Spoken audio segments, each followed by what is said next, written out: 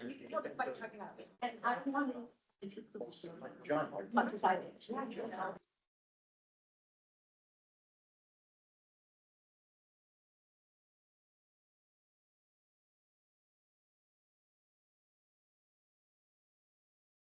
Hey, morning, Brian. You got Kyle McGee with QTAC on the line here.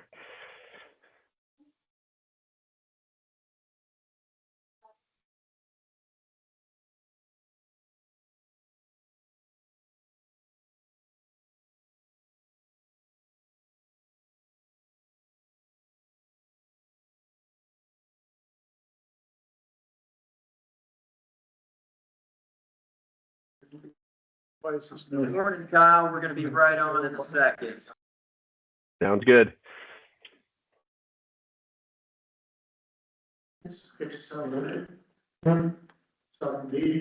I can see who's the player in here ready to. But we have to sign up to Sitting in talk. the back row. We have to sign up to talk.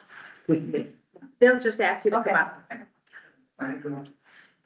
Do we have a list of names out there? No, not today. I think we'll just call up. Okay. Yeah. Raise your hand. Good morning, everybody. Welcome to, the CDD meeting. It's being held in this wonderful ballroom now. And we'll entertain any questions you have when it's time to do that. David, would you do the pledge for us?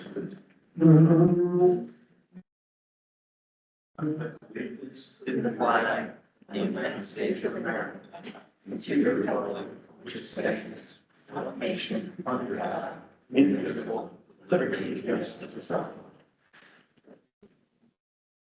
I'd like to do the roll call notice. We'll start with Anna Saunders. Here. Kyle's on the phone. Kyle, can you hear us? Wasn't too cold. He's on the call. Okay, Brian Mendez. Kenny. Here. Supervisor, Bob Goldstein here. John here. Joe here, and David here. Want to proceed with public comments? We don't put a sheet on, you just let everybody come up as they want. Yeah, just raise your hands. Any public comments at this time on the agenda items, please feel free to come up to the podium. And just need your name and address for the record, please. My name is Pat Hoffman. My address is 6820 Ringold Street. I'm going to clear the microphone. Okay, we'll do one at a time, Ready to repeat? Yes, please. Yeah. please. My name is Pat Hoffman. My address is 6820 Ringold Street. The only comment is about the agenda item about golf carts, or not, it didn't say golf carts, sorry, the sidewalks. Remember, sidewalks are statutorily defined, so you can't do certain things off the sidewalks if you don't want to. And when I found the statute, it says it's the part of my property, doesn't say anything about trails. Just keep it in mind, please. Thank you, Pat. Okay. Anybody else? Wow, this is great.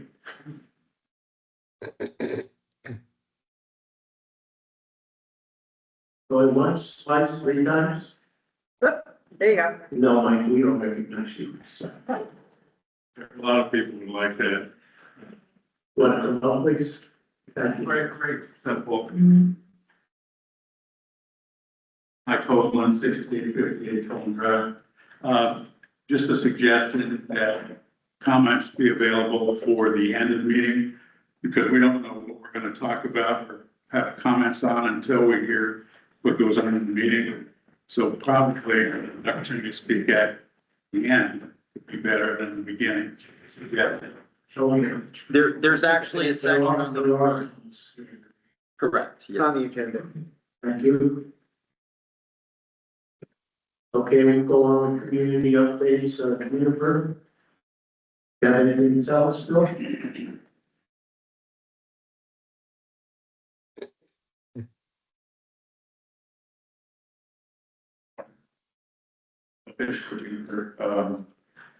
As far as maintenance goes, we're pretty up to date on mowing. Mowing's been kind of a non-issue. We've been able to keep up.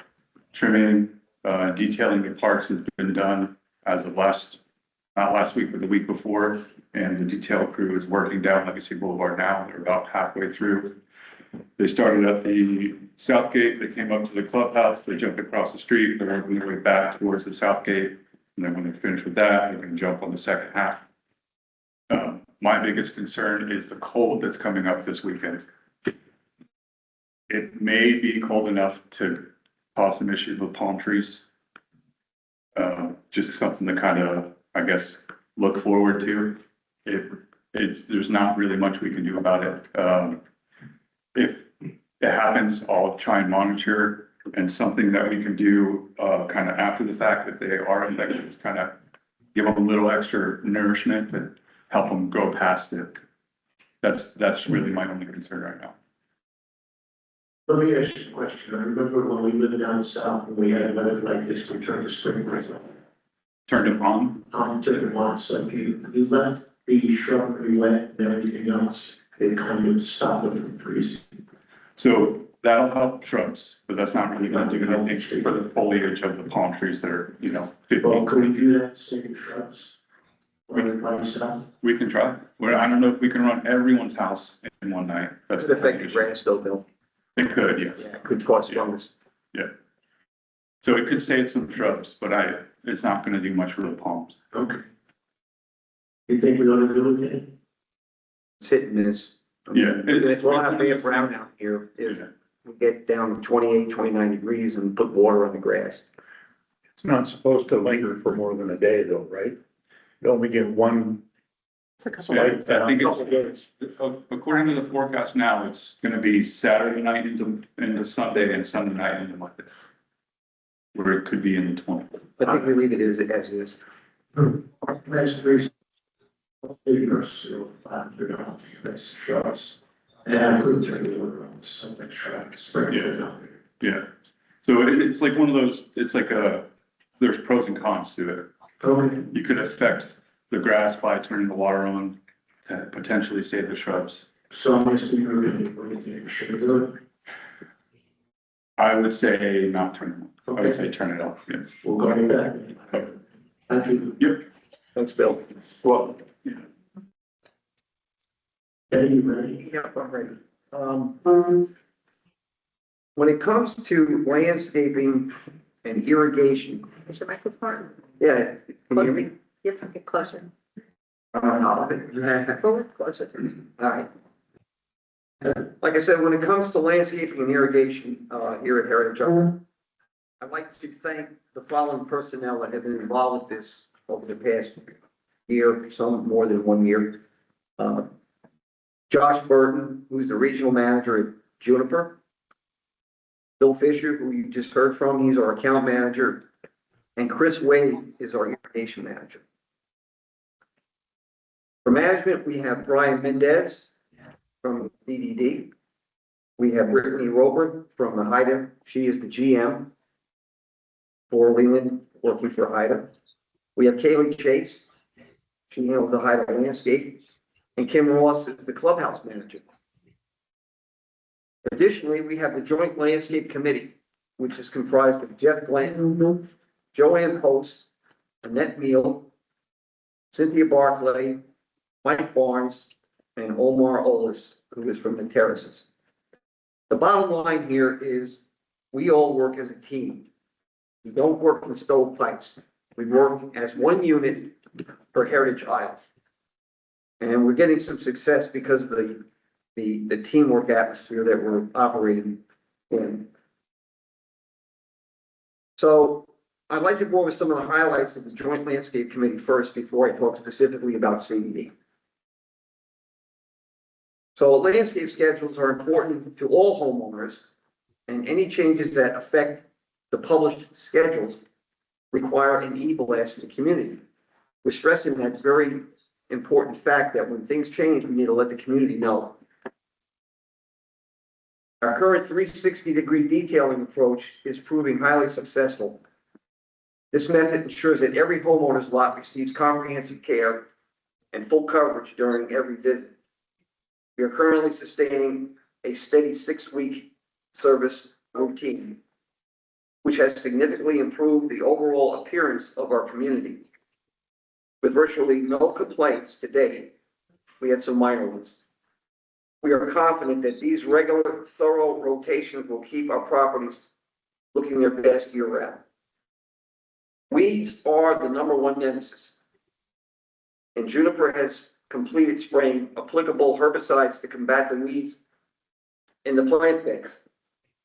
This action is in preparation for spring growing season. We will be watching this aspect of our landscape services very closely. Kaylee routinely conducts property inspections and will be watching for weeds for Juniper action. Clubhouse landscape refresh actions are ongoing. This includes the removal of visibly aging and dying shrubs with the installation of sod. These efforts will improve clubhouse landscaping appearance and reduce the maintenance demand signal. Under the terms of the new contract, irrigation wet checks have been formalized into a 45-day inspection cycle. This structured rotation ensures that system functionality is verified regularly. Following each inspection, management will receive a comprehensive report. Any identified maintenance or repair needs will be flagged immediately for corrective action to ensure system efficiency and landscape health. The CDD cycle time has always been 30 days. In the past, the homeowners were on a 90-day tether. So in the future now, it's going to be 45 days. That should improve our repair time and keep our properties irrigated more properly. The phase 3 irrigation control system overhaul was completed just prior to the conclusion of 2025. Our company, DVI, did a great job. We now have a reliable irrigation control wiring system in phase 3. One of the lessons learned concerned the valves. Some of them, we had 12, required repair and replacement. These valves were repaired by DVI. The deliverables also include a zone to valve footprint from the controller, also a hardscape rendition of the wire installation locations, and all valve boxes are now labeled with pertinent information. Now, DVI is working on their proposal for phase 1, irrigation control system overhaul. We expect their proposals for both the CDD and the HIDA in February. We're working with them right now.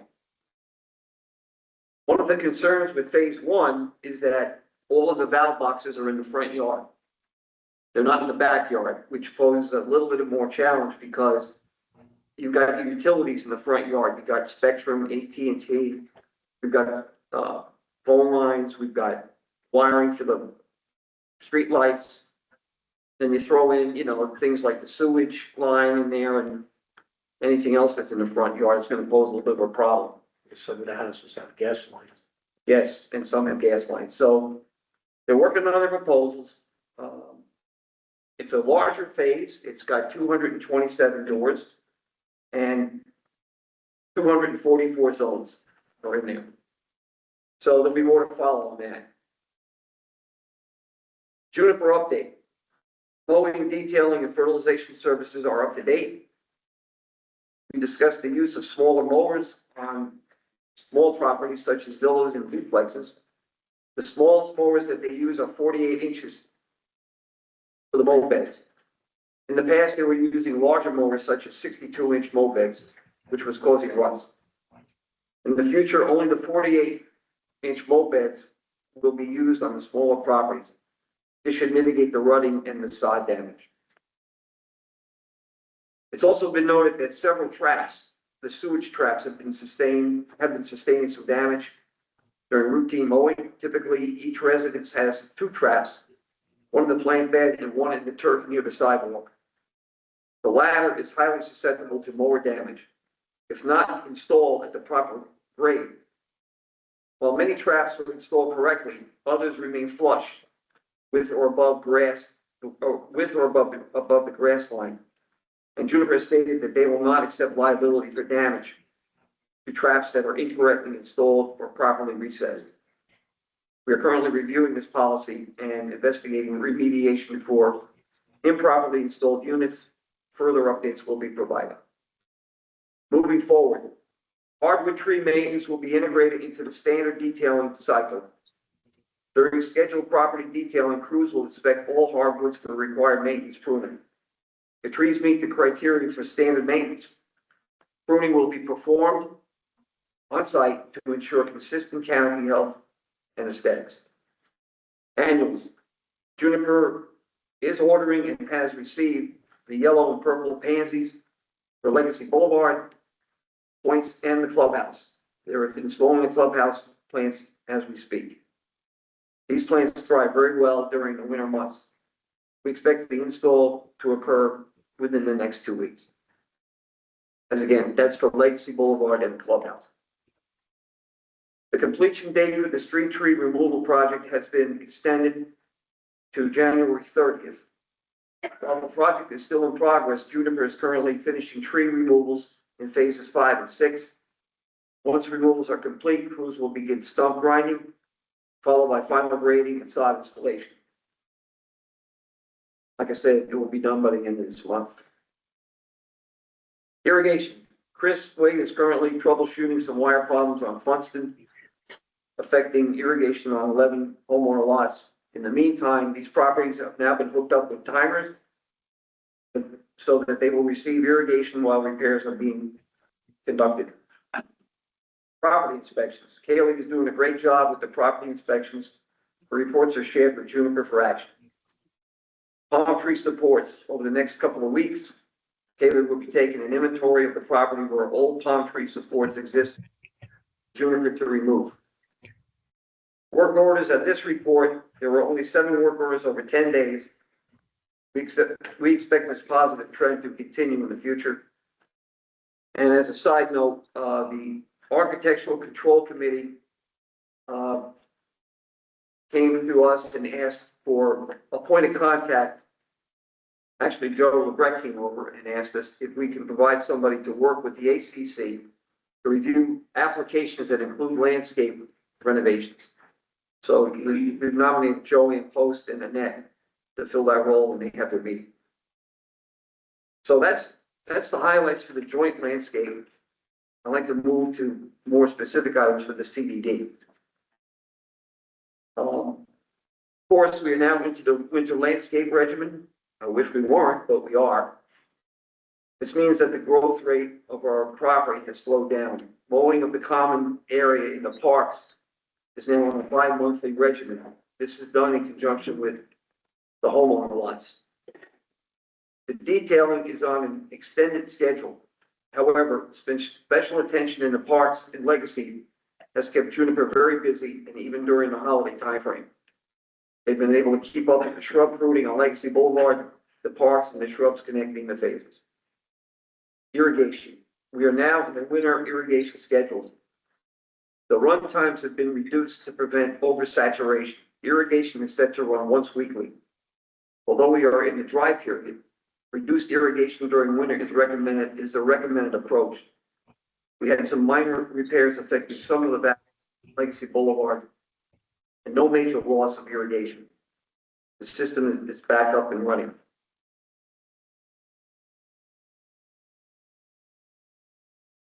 Any questions so far? No, love the hardwood pruning intention that you're focusing on. Okay, Very good. yep. When we get a price for one, are we doing that with just that one company, or are we gonna get a? We're gonna do it with DBI. Another great job. Yes.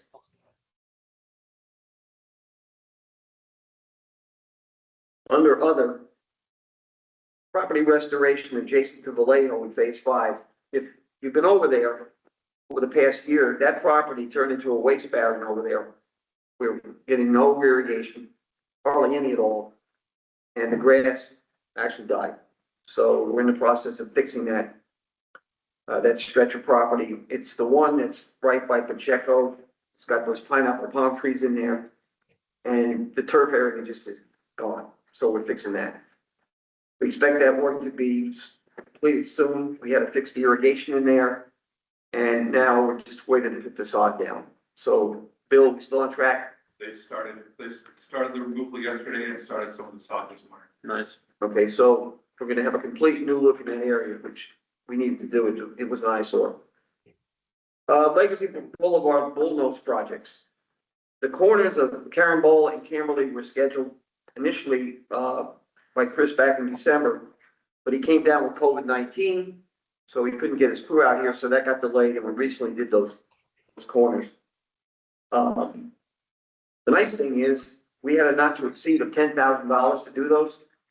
The bill came in at $5,500. Come on. So I overestimated the amount to do the corners. Future legacy bullnose projects. The corners of Guerrero and Galindo will be the next ones, to be refreshed. And the work will be similar to the other completed corners. So I'm gonna again ask for $10,000 not to exceed. I'm sure it's gonna come in less than that, but just in case something else happens. So why are we doing these bullnoses? What's the main thing here? We started this project almost 2 years ago, and it's been slow, but we're almost seeing the light at the end of the tunnel here. So why are we doing all this stuff? Line of sight problems is a big issue. We want to make sure that when people drive the car, especially if you're in a low car. Overgrown and aging shrubs. The ones that we're taking up now, they're 20 years old. Some of them are loaded with fungus. They're hard to maintain, and it's really not worth maintaining stuff that's 20 years old that we know is in the process going to die anyway.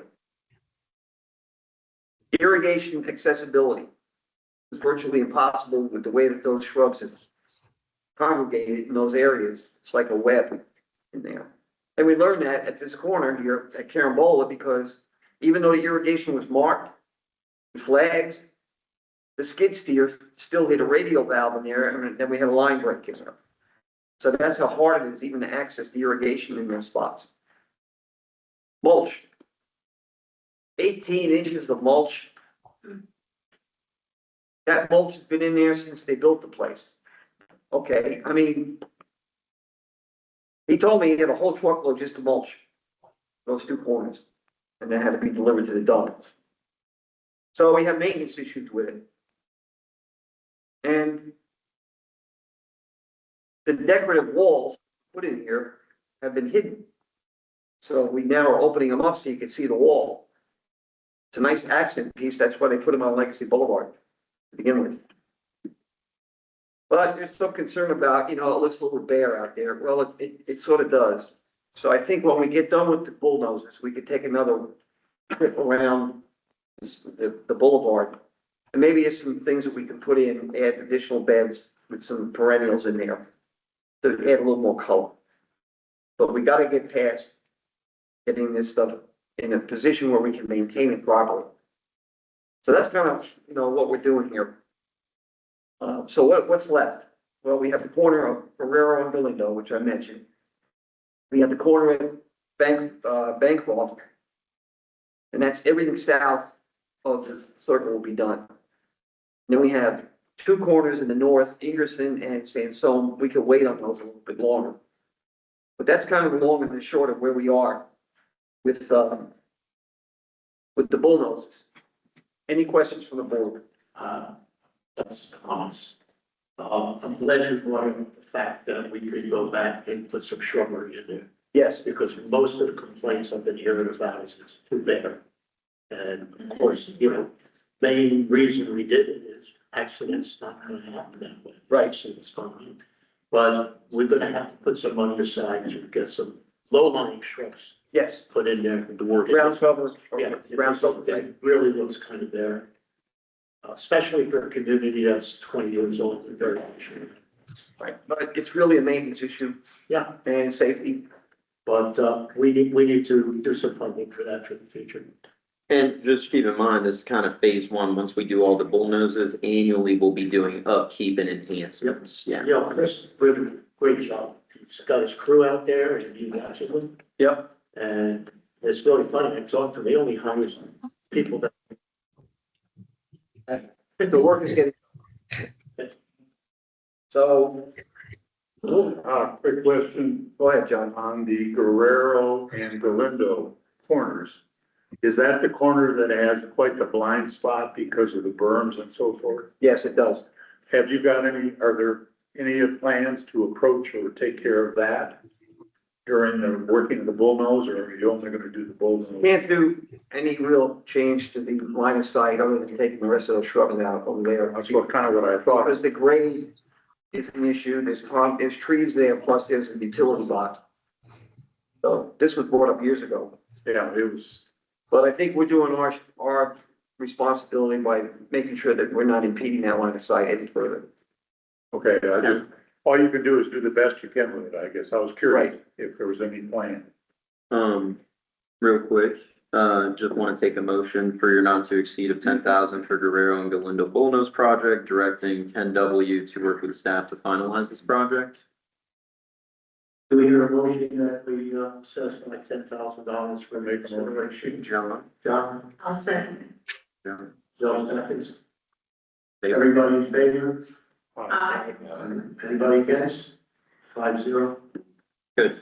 I have one more question. That mirror that's up in the middle of Legacy, Yes, now that we've cleared everything out, can that mirror be taken out? well, Haida owns it, Okay, so you got to work with Haida on we'll it. make a note to ask Hyde about it. We'll have to get with Hawk. I think it's still gonna be needed. There's a mirror there that's supposed to deflect and everything on, so when you're at that corner, you can't see around. You know, a trucker's mirror. Okay. What intersection, Bob? It's on Guerrero and Chamberlain or Galindo. Belinda? Thinking about what we do to the bullnose, you're still gonna need that mirror. It's there. Just one comment before we go on, everybody raise their hands when they want to talk about it. Together. I was going to say the Guerrero corner there, the best thing to do, and I do it every day, is to pull out almost where the nose of my car is sticking into the road. Right. And the last thing I use is that mirror. So Yeah, it's kind of an eyesore, but I do. it is, and I don't know that, I don't think it's effective. I've never been able to trust it. So is it wise to keep it, or should we look at taking it out? Just forward and go to Brittany Roads and, and ask her to bring it up to her board. See what they have. Yeah, let the roads and gates look at it. yeah, take a look at I it. think that's where it came from initially. It is funny, with all of those problems, there's never been an accident. Not by wood on that. Go ahead. Okay, Abbeville corner sidewalk. As you know, we had a mainline rupture at the corner of Abbeville and Carambola in the early fall. The repair requirements necessitated the removal of the sidewalk. It took out about 6 slabs to gain access to the defective valve. Chris and Bill know all about it. They were down 9 foot in the ground, fixing this gate valve down there that's ruptured. So the project, time is of the essence. You know, when you have something like this, you gotta get it fixed as soon as you can. You can't wait. It's like a 911 call, emergency. So time is of the essence. The irrigation, system obviously was down while they were fixing a 9-inch gate valve. So when that was completed and the property was in the process of getting restored, we had to put a new sidewalk in. So we went to the quickest solution that we had available. Was Hector to come in and pour the sidewalk, which he did. He's a professional.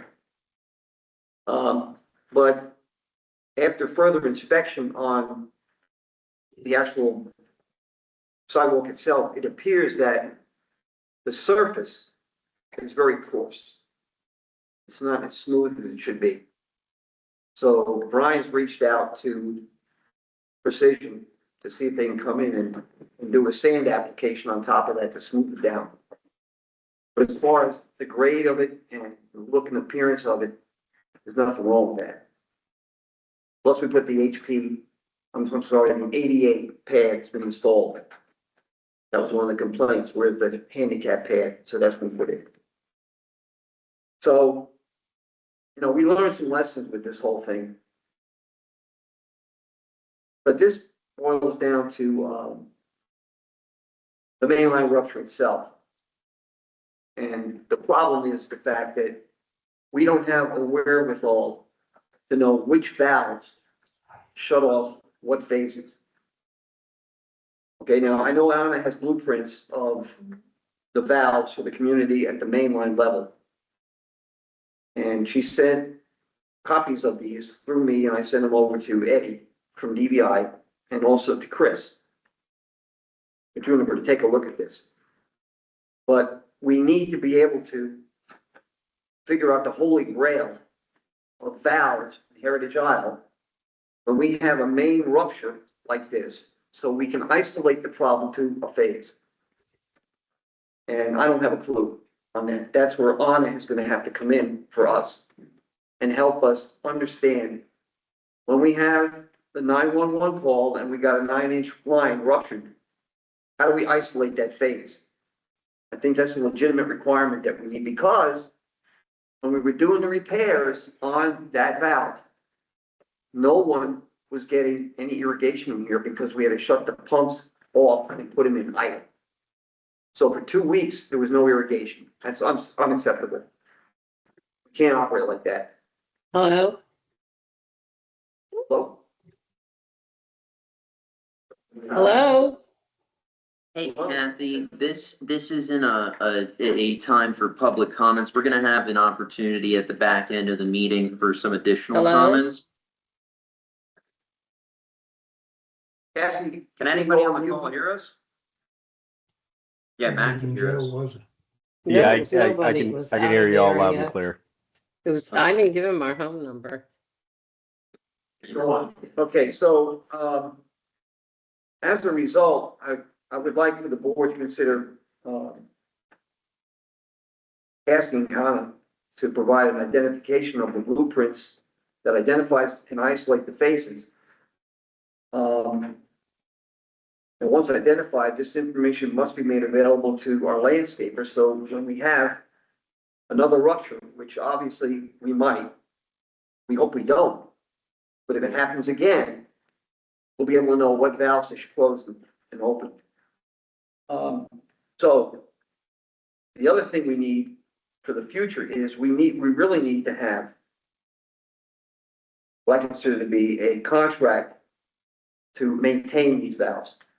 We need a company to come in and do the maintenance on these valves, exercise them, lubricate them, or whatever.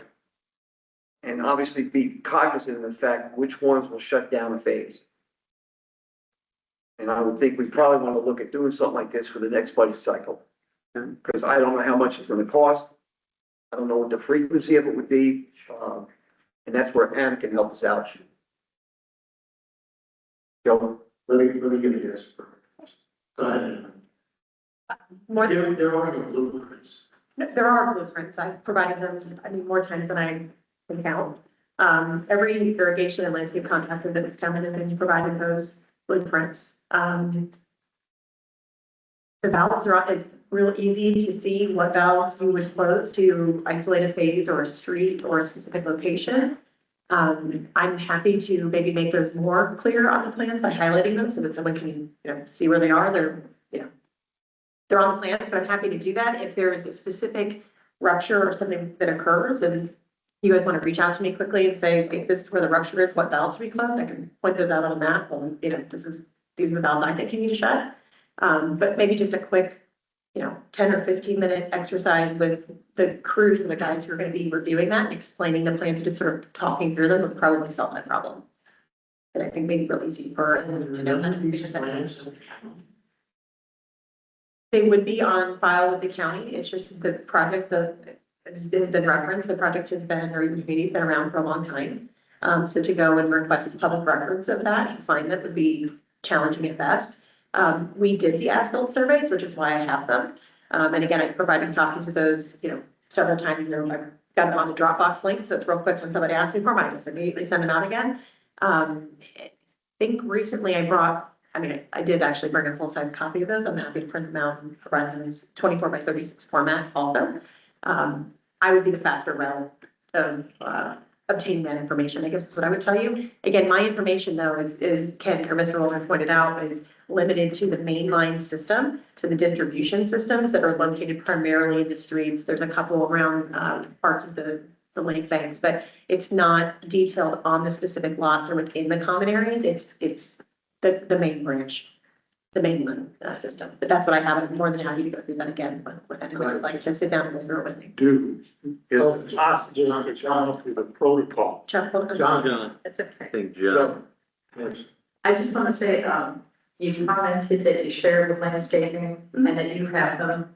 I go way back to Tropicare where they made an entire blueprint of everything, and they said it was their property, so we didn't get it. So I just want to make sure that whatever we do, whatever we contract to do, it gets distributed to also our records that we have. Yes, ma'am. So what I have is not what Tropicare did. Tropicare mapped out all of the irrigation within the common areas and across the lots. So I don't have that information. That would technically be their information. The master system that I have has been provided to the CDD numerous times. It was done on behalf of the CDD. The Community Development District is who I did the work for, so that those documents are yours by right anyhow.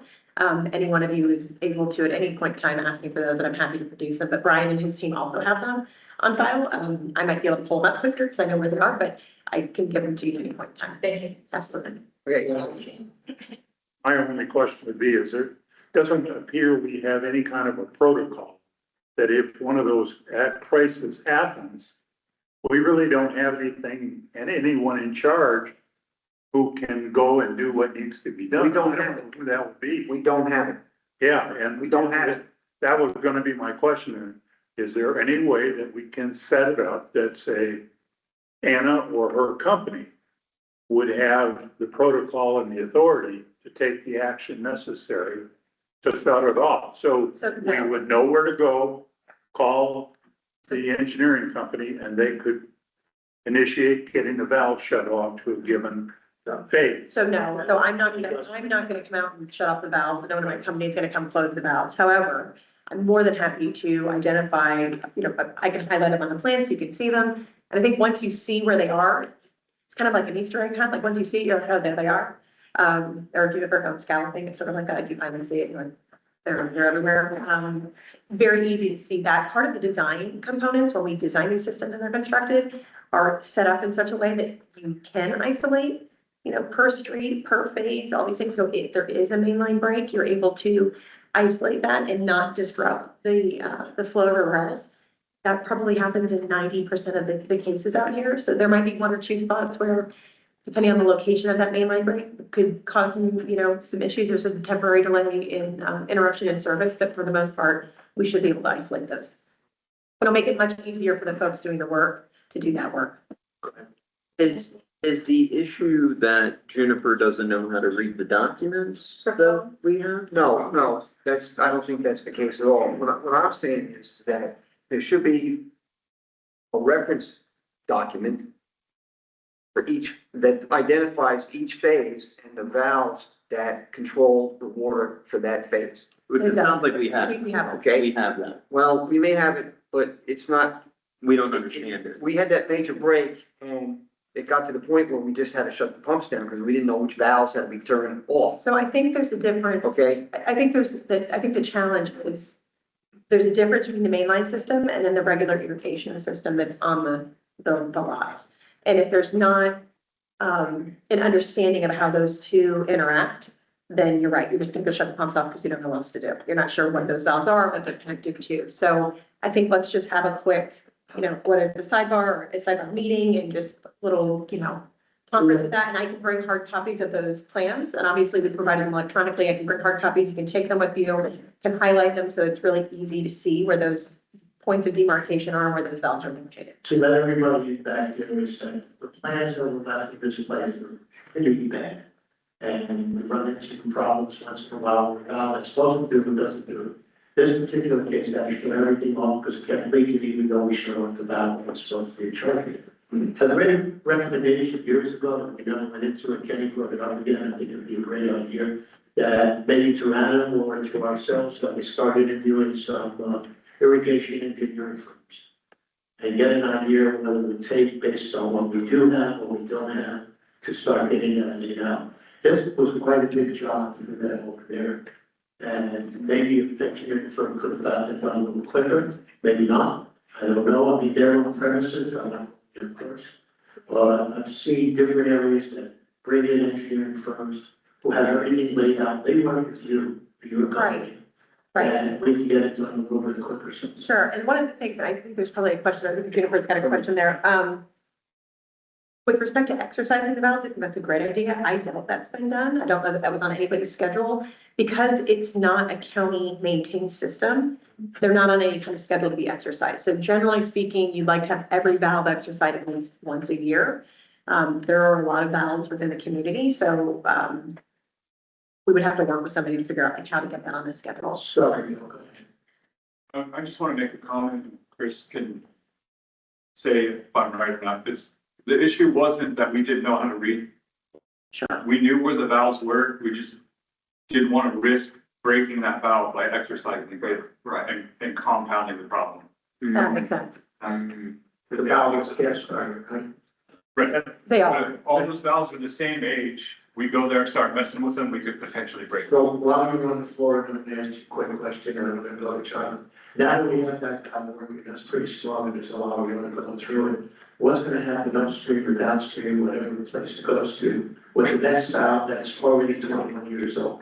So that valve may have been leaking for a while, kind of like slowing the flow of water to the next valve. And now that we have that one working properly, there's full pressure to it beyond it, which could be adding more pressure to an old valve that's already failing, which could potentially cause it to break anytime. But I also want to point out, like, a valve being 20 years old is not a problem. Like, that's a normal circumstance. Like, the valves all throughout Viera are every bit of that old and they work fine. Now, do valves fail? Do gaskets fail eventually? Do they need extra? Absolutely. So there is a maintenance component to it, but I don't want you to think that you've got valves within Heritage Isle that are 20 years old, so every valve needs to be replaced. We need to budget for that. That's not a, I would say that's a sky is falling approach.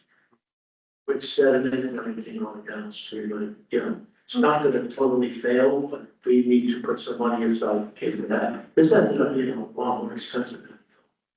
Yeah, Like 30,000. Yeah. It can be. I think that particular valve, and again, some of the challenges in these locations are because of the requirements for separation between these systems. So you've got water, potable water, which is what you're drinking, your drainage, your sanitary sewer, your flushing the toilets, the reuse line. They all have requirements through DEP that have both horizontal and vertical separation. And then, you know, water dictates really sort of like it runs the show. So wherever that water line is, everything else has to fall in line. So you'll have a reuse line that maybe is, you know, your valves up here at the street level, but to actually turn at that line is, you know, 7, 8, 9 feet deep because it's got to miss sanitary sewer force main or gravity line or drainage structure or the potable water line. So there are definitely segments and intersections in here where those quadrants are deep. In those as-built plans that we have that have the map, there's also what they call conflict details. So it's where those pipes are crossing. And so it outlines what that is. You should have at least at that specific location, a relative idea of what you're about to get into. Again, when you open it up and you know, put a shovel in the ground, it can look a little different, but at that point in time when it was constructed, that's the best information we have. Would it pay to reach out to buildings, they still have some of their original paperwork on it for old valves, how deep they are? So I have all, that's what I have on the main line. What I don't have is everything on everyone's lots and the, you know, Okay. common space. That I don't have. Now, the bill that, Tropicare did, we paid for that, right? Can we go back? That predates me, but I yeah, think we paid for it, we're excited about that paperwork. as long as we pay for it, yeah. Could you check that out, maybe this is sure? Right now, I don't feel comfortable, knowing that we don't have, and I kind of agree with John on this. We need some protocols that when the bell gets rung and we got another main line break, that we'll be able to go and secure those valves. Somebody That's a has, problem that I have in my mind because it's not laid out by phase. Okay, It is. well, It is laid out in phase because it's constructed by phase. we're, you know, we've been knowing about these blueprints for years in here. We can't even separate the north from the south. Okay, So So there is, that is true. we've tried to do this before and we have not been able to ring the bell on that one. So I don't feel comfortable with this because if we have another main line break, it's an emergency when it happens, okay? So we gotta secure that water in that phase. Okay? It has to happen, or we're gonna wind up putting the pumps in idle, and it could take 2 to 3 weeks to fix it. Wow. Dave, This is actually a good discussion. I've learned a lot. Question, it looks like that we're further along than we thought we were. Just I'm hearing just some, which is good news.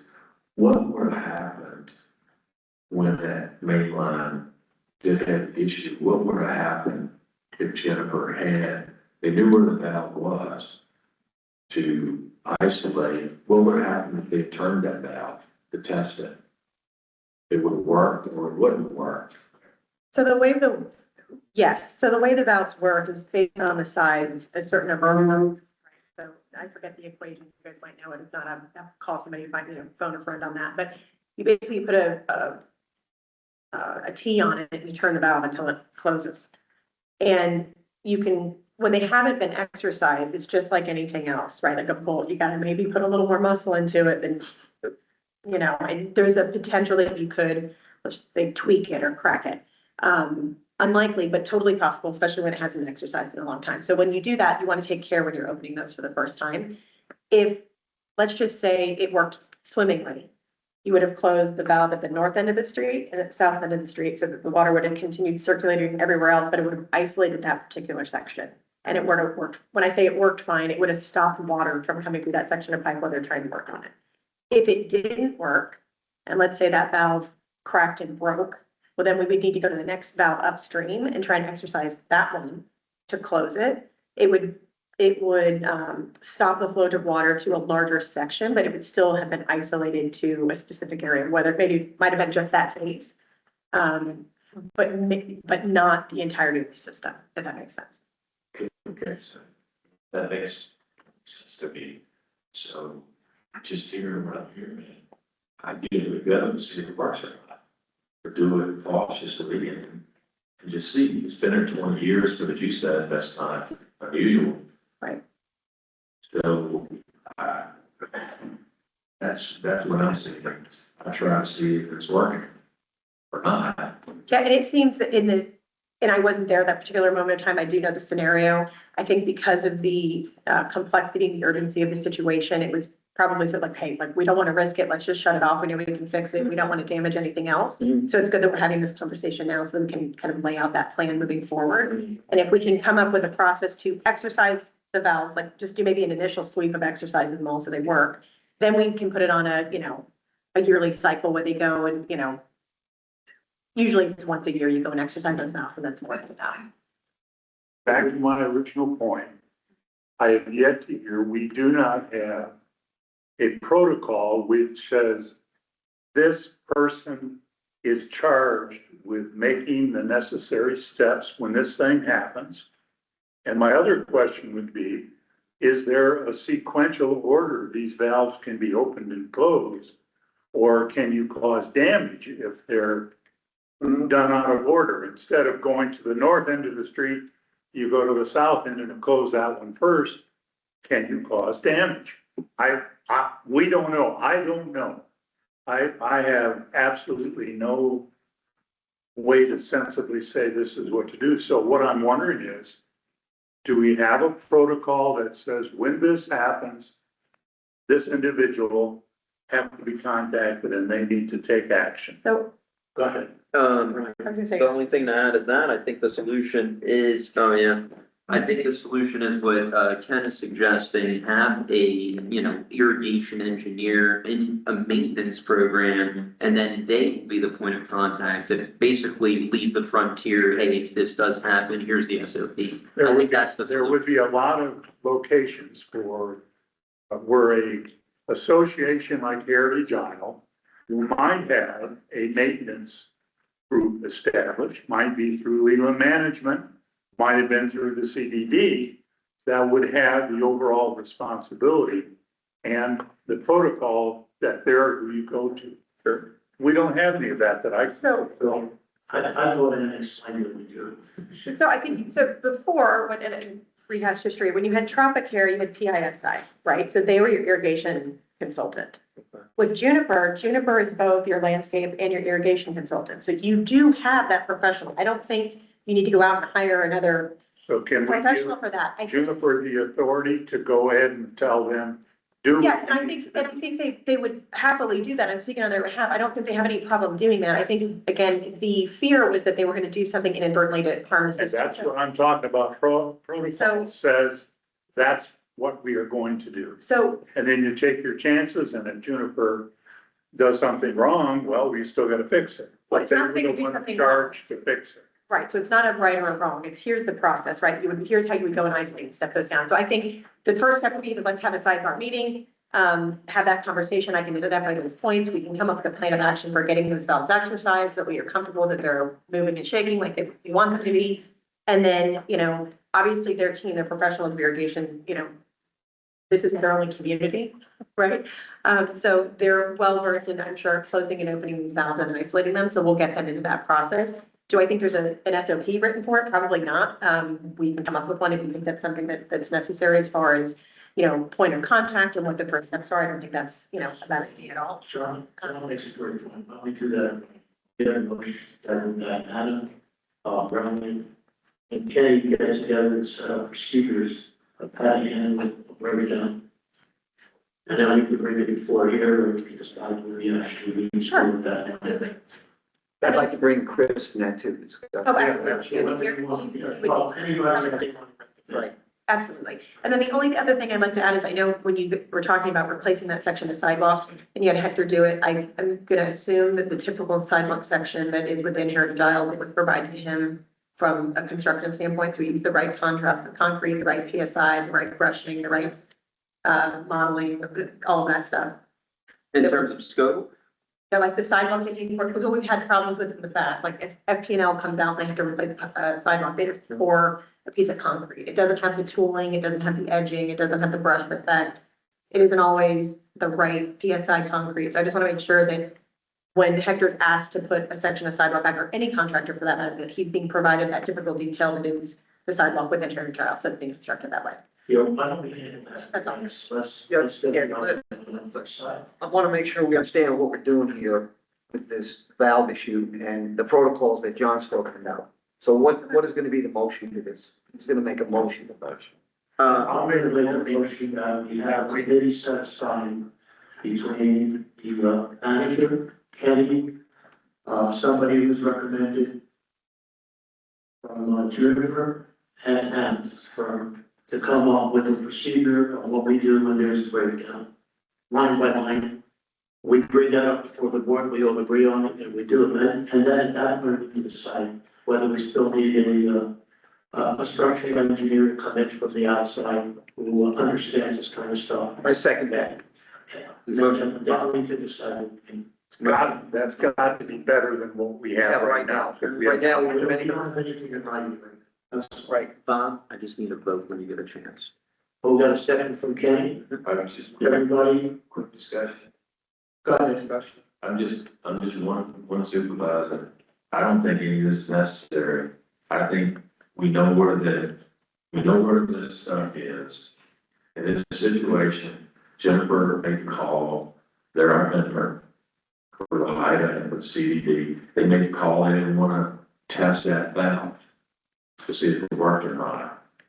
So I think it's gonna boil down to you wanna test the valve or not, or are we gonna let them do their job? Or are we gonna put this into committee, kick it down the road, at the end of the day, right now, they're our vendor, they should do the job, and just turn it out and see if it works or not. I would think one of those lines on there would be that we call them immediate, Well, but that's. I kind of agree with that comment. Right now, we have to almost turn it over to a committee. And when you turn it over to committee, it's like designing a horse, you end up with a camel. So, that's what I said, this protocol just simplifies what's going to happen. And puts us in. That's what we're trying to do. That's where I'd say. And once we prove it, that Davis answer comes in, then we call them up. Go ahead, Joe. Do you want to say anything? I was gonna agree that, I'm watching the guys over there shake their heads, yes, I mean, it's like they already have a plan, they know what happens when they get the call, and they know what to do. So, other than who's gonna make that call to them, seems to be the only protocol you need, because it seems like they have everything else in place. I'll do it to the satisfaction. Okay, I'm not.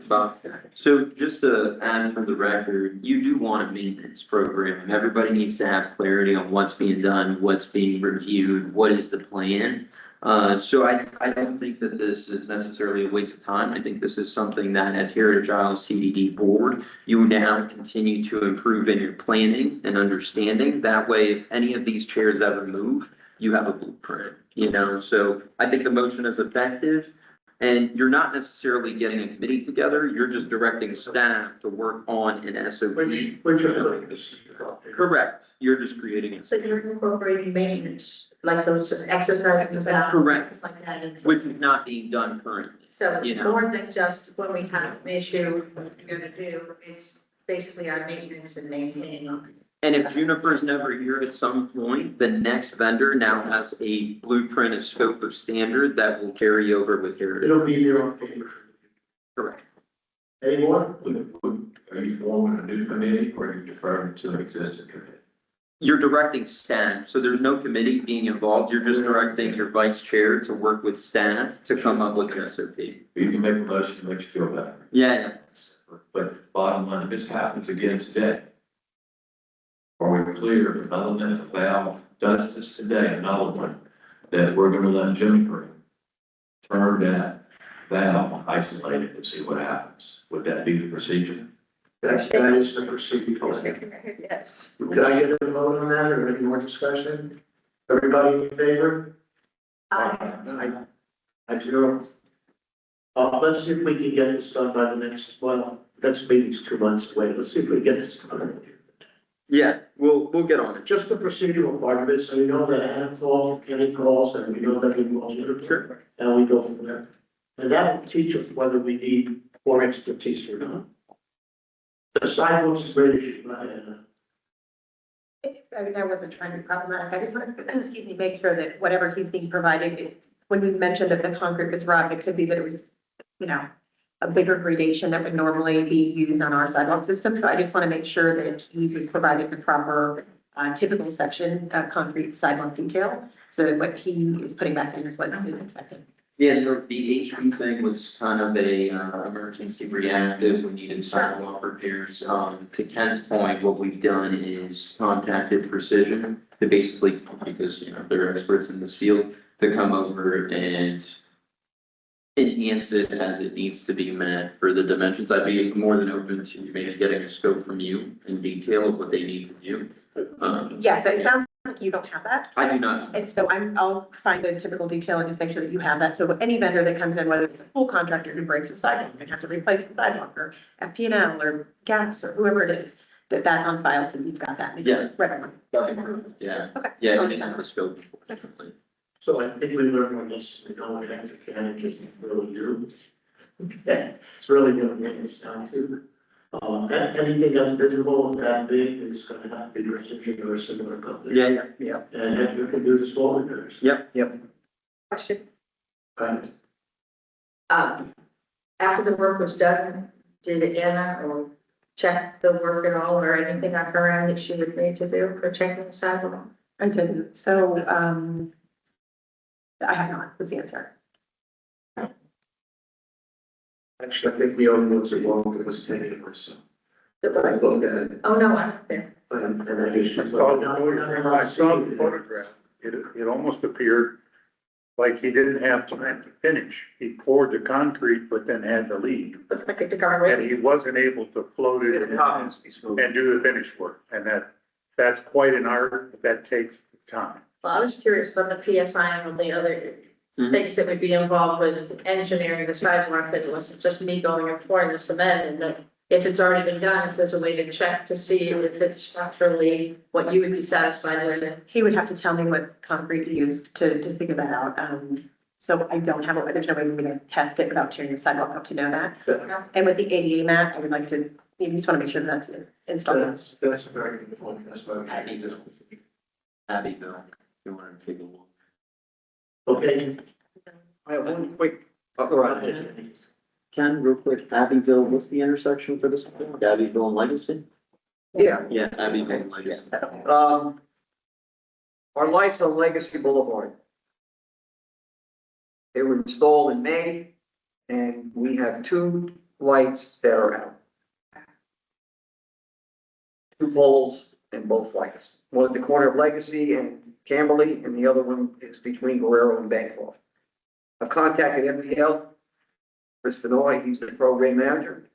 He said that's not uncommon. Sometimes months after we put new ones in, they may experience some problems. So he said, we put tickets in for both of them. They're marked with yellow tape. And he said he's gonna send someone out here to fix that. But also, at the back gate, the 3 poles are coming in. When you're coming in the back gate, there's 3 light poles there. One right by the gate, and then the 2 more to Fran Jameson. Those poles are gonna be replaced at no extra cost to us. They didn't have the poles when we did the upgrade at the time. They put LED lights on the existing poles, but now they had to order 3 replacement poles. I don't have a date for that, but when we do have a date, we'll let, Brian know so we can get an e-blast out to the community, because the day they put those in, that back gate's gonna have to be closed. At least when we get that 1 pole in. Last for, Any questions on that? Thank you, and the whole community, and she doing this, good job on this. And that's it. We've already covered the mainline valves, the wet checks, and the angles. I have a correction for Adam. It's on the corner of Abbeville and Yarnville. That's, Thank you. but it's all right in there to the thank you. Yeah, right, Abbeville and Carroll, yeah. Thank you. Do we have the Hoover report? Yes, tab 2 board, you are reviewing their biannual maintenance service report. I reviewed it briefly, and it's just general maintenance. They did have a mention of motor 1 bearing some noises. They greased it, kind of did some, some touch-ups, and no further reports have been brought to my attention at this time. Be open to comments or questions. No, I kind of reached out to what Hoover tells us. Yeah, well, we have on a 6-month maintenance cycle for these pumps, Yeah, and it's worth every penny that we're spending on them. absolutely. I don't know. Right. Did it 10 years ago. We have it now. But, I don't know, do you have anything? Good morning. I've got nothing to report for district council, but happy to answer any questions. Our office has been working with Ken and Brian on the various irrigation and other sidewalk issues that have popped up, but I believe those have been either have been covered or will be covered elsewhere. So happy to answer any questions if there are any.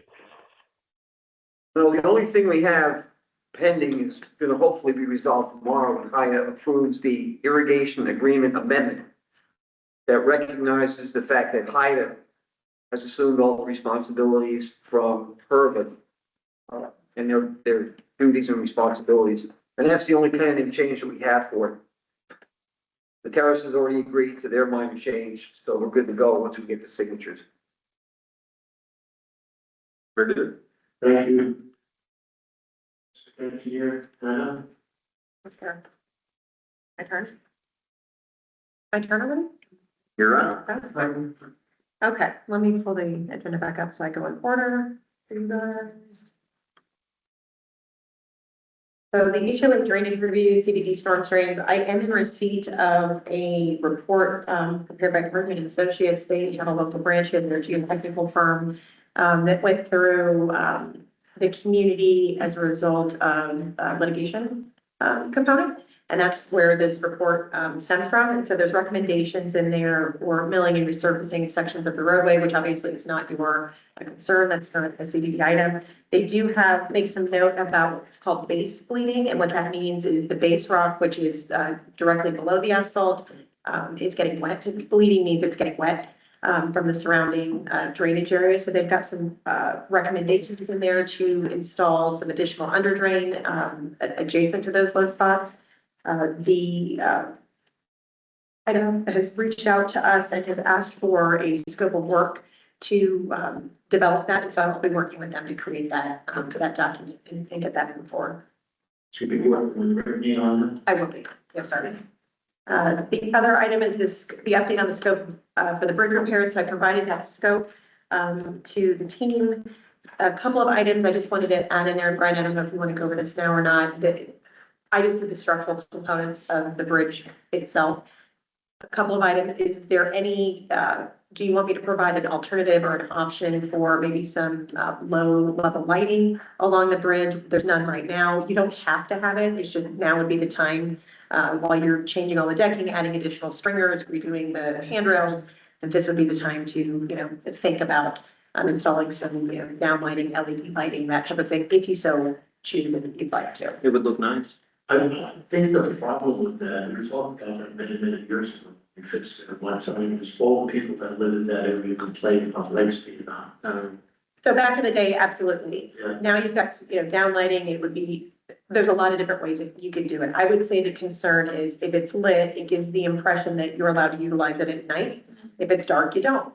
And so to me, that would be the bigger concern. And so I just didn't want to miss this opportunity to ask for some sort of proposal to be included or a required item to be included in that proposal for lighting if you so choose. You don't have to. We need to understand. The other thing that like is ballards on both sides. I'm sorry. Ballards on both sides of the bridge so they cannot go over with their golf carts anymore. And bring. Okay, so that would be a separate. Right. Actually, they're on track with the guy who came out here. But that's gonna have to be an add-on because we just can't be fixing these things. So I don't know that I would tell you my experience, the dock repair guys are not gonna do that type of work. We can certainly ask them. They could subcontract it, which could potentially be more expensive, but we could add it to it. You might be a price. You can't fix it without doing that. Sure. And so let me ask you a question. There's a lot of different options for bollards. One of the ones that we have at the back gate, if I remember correctly, it's basically a steel plate embedded into the concrete. That has a screw post that comes up, so that bollard can be removed if you ever need it to be removed in the future, but I think it locks on. So it can't, resident just can't come up and unscrew it. Would that be something you'd like? Yeah, that'd be fine. I don't want to rent anybody's car. No, you can't go, don't rent it, rent it. And having this committee had to spend money to fix it all the time. I mean, most of those things are broken by the operators. Especially the part on the end, you hit the concrete and you have to move it. So that was one of the other items in the scope, is that the bridge approach needs to match that concrete pad appropriately. There's a couple other items in there that I think that either the district should just be aware of, that there'll be some irrigation repairs that need to be done just by the nature of them working in that area. So from a budget perspective, that will be part of the dock, or the deck contract, but just would be like a general. Sure. I'll work with you on that because I want this to be a template, so we get two more bids that right people out with it. Okay. One insurance is right in the right template. Okay.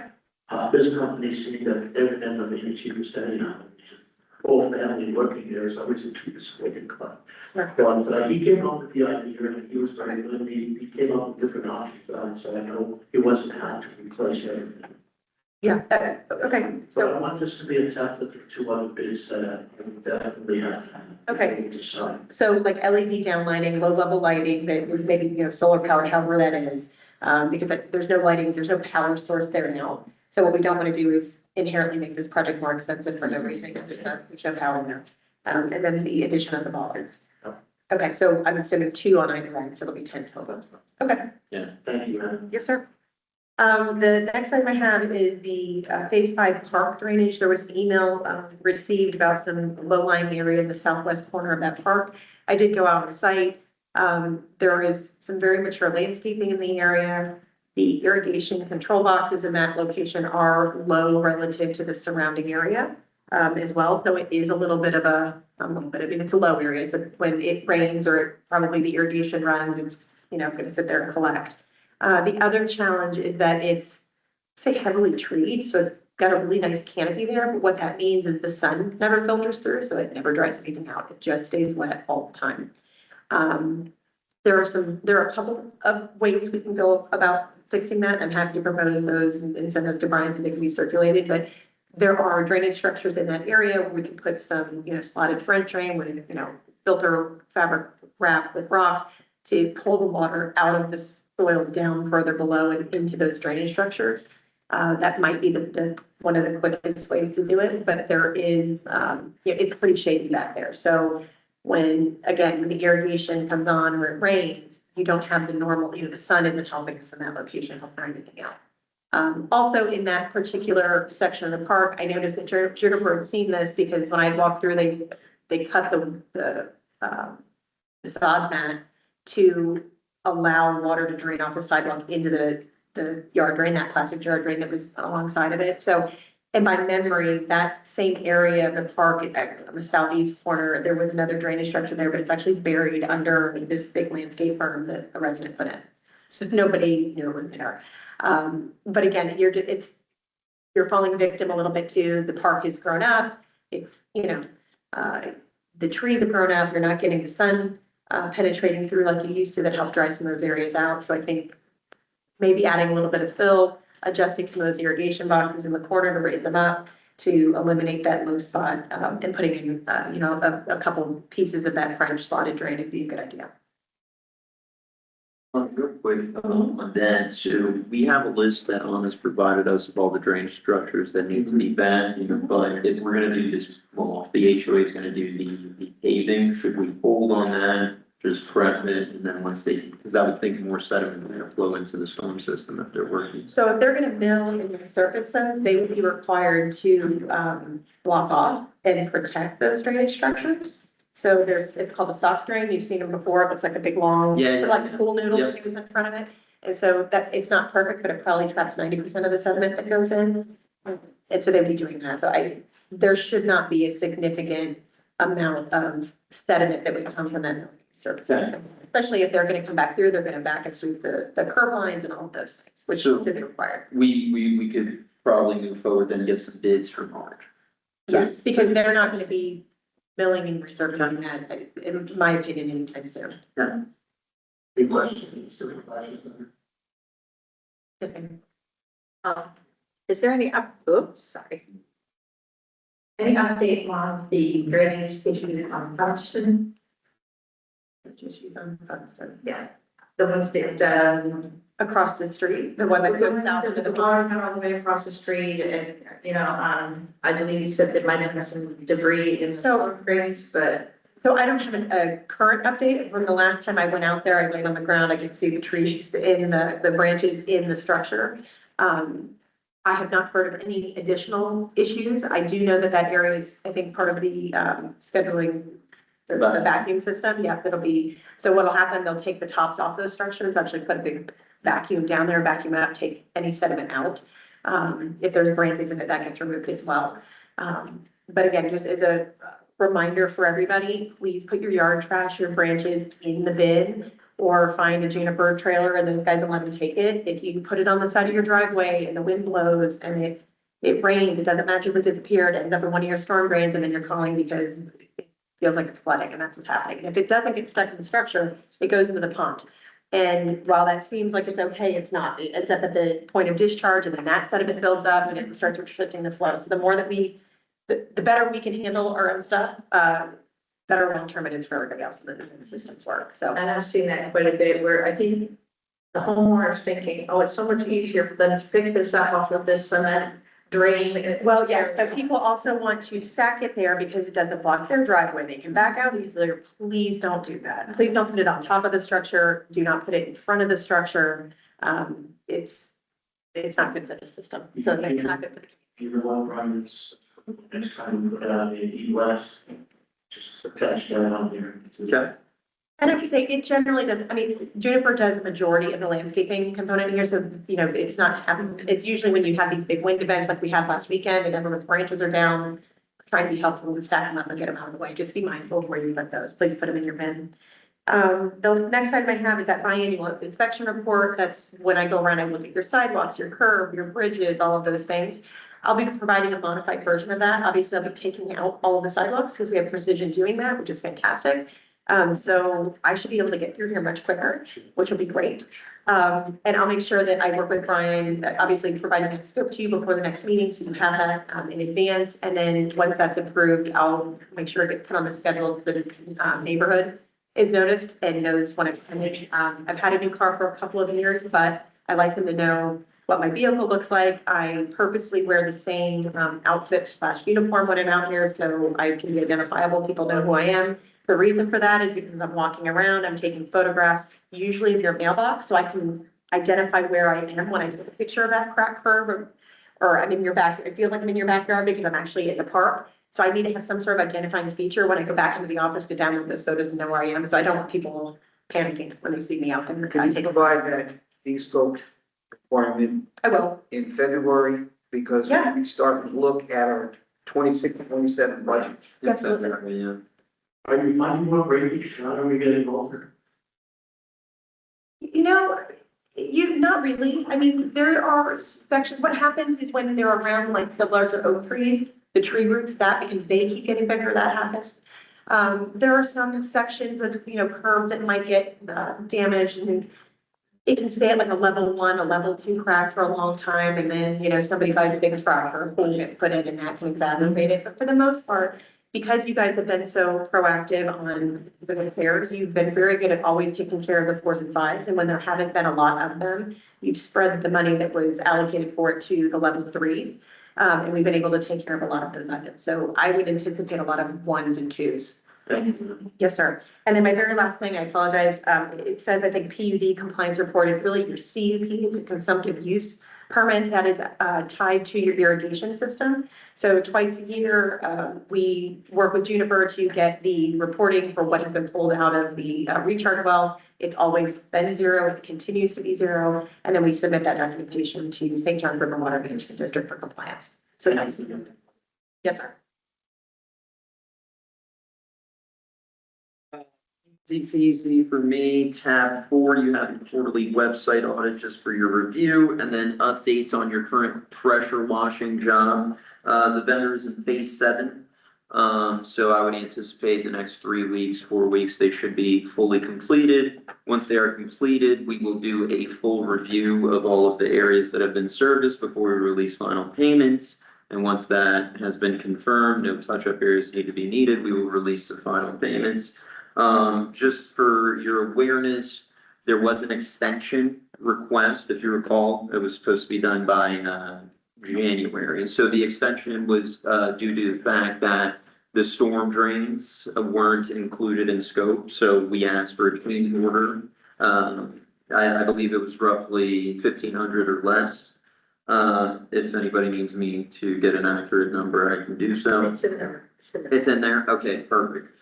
So, One comment, Brian. Yes. This is a good example of teamwork between IDA and CDD. Brian has been working with Whitney on this whole thing, and the teaming of that is going to give good results when it's finished. yeah, thank you to the HIDA team. They've been phenomenal to work with during this process. The company that we chose, just for the board's awareness, communication has been great. They've been super responsive. Areas that they needed to go back in and touch up, they have without any resistance. And, reflecting on the pricing that we received and, the team and the service that they're providing, I think we made a great choice, so. Purely just a visual judgment, but that's what I saw was they were doing what appears to be a better job. And thing I would note is the last time we did it, there were some complaints that tracks had been left through the park and the circle pattern for their cleaners. And this group does not do that. Everything seems to be done with sprayers. So Looks great. it looks good, and it was initially extremely clean. They're doing a great job and they're embracing us. Anything that you have to change, real great. That's all I have. Okay.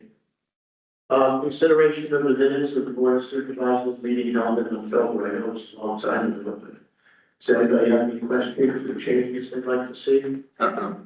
I have a question, line 256, Line 256, let me find it, it's tab 5. just verify the amount that was written there. It sounded like it was a verbal transcript or something because, That is a possibility. Line yeah, it looks like I'm already done and reading wrong.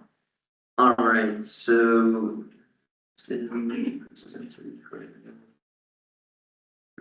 Pricing 5,037. Oh, I see what you're saying. Okay, good catch, Joe. We will revise line 256. Revise. 256. Any other revisions? Anything else? Yeah, Brian, if I could jump in, just, this is minor, but my last name is misspelled in the minutes with the MC instead of the MA. So if we could just get that corrected, that'd be great. Thank you. Sounds good. So we don't want to accept the cash, is that what it is? Okay, and then revise. All right.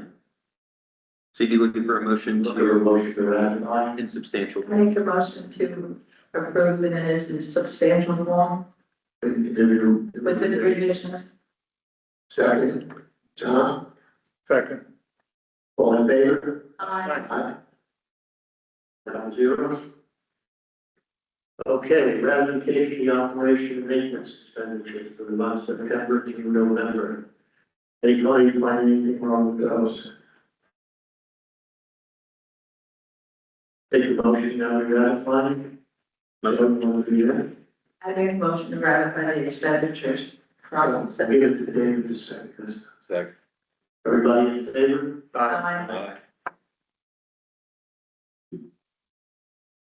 Okay, ratification of district items now under Juniper. Do we have prices on these replacements? Correct, yes. They would be on tab 7. Those would be all of the proposals that were approved in between meetings. Ratification, just for the board's awareness, are items that have already been approved. We're just bringing it back to the board's attention in the event that you have any additional questions. Anybody have any questions? I did. Joe, can I? Which one it was on? There was one where it listed removal of trees and for drainage. There was just no location.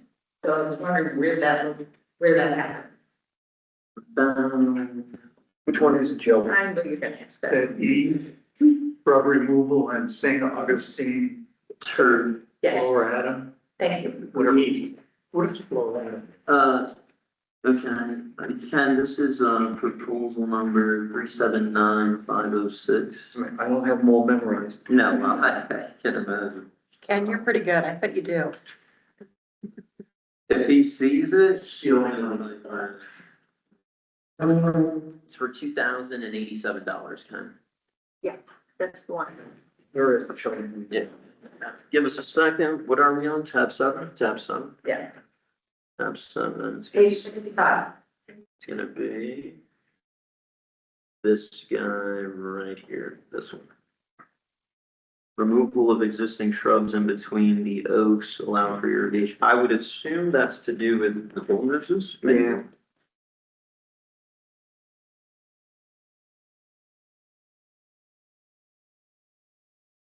This isn't, I don't think that had to do with the bullnoses. It may have had to do with removing all the dead shrubs on one of the paths that went from one phase to the next. We had a bunch of viburnum that died. They had to replace it and they had to do something with the irrigation over there too. Let me review my emails. Oaks, What was the cost of everything? Brian, does it correspond? $2,087. Like, What's before and after? like, are they in the? Grass. Thank you. No, they should be. Put on that proposal, would I'd go with that, right? Replacement of two shrub removal. I guess that's shrub removal of St. Augustine and Ortiz to the lake.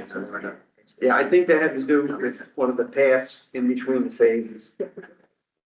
We had a whole strip of viburnum just died.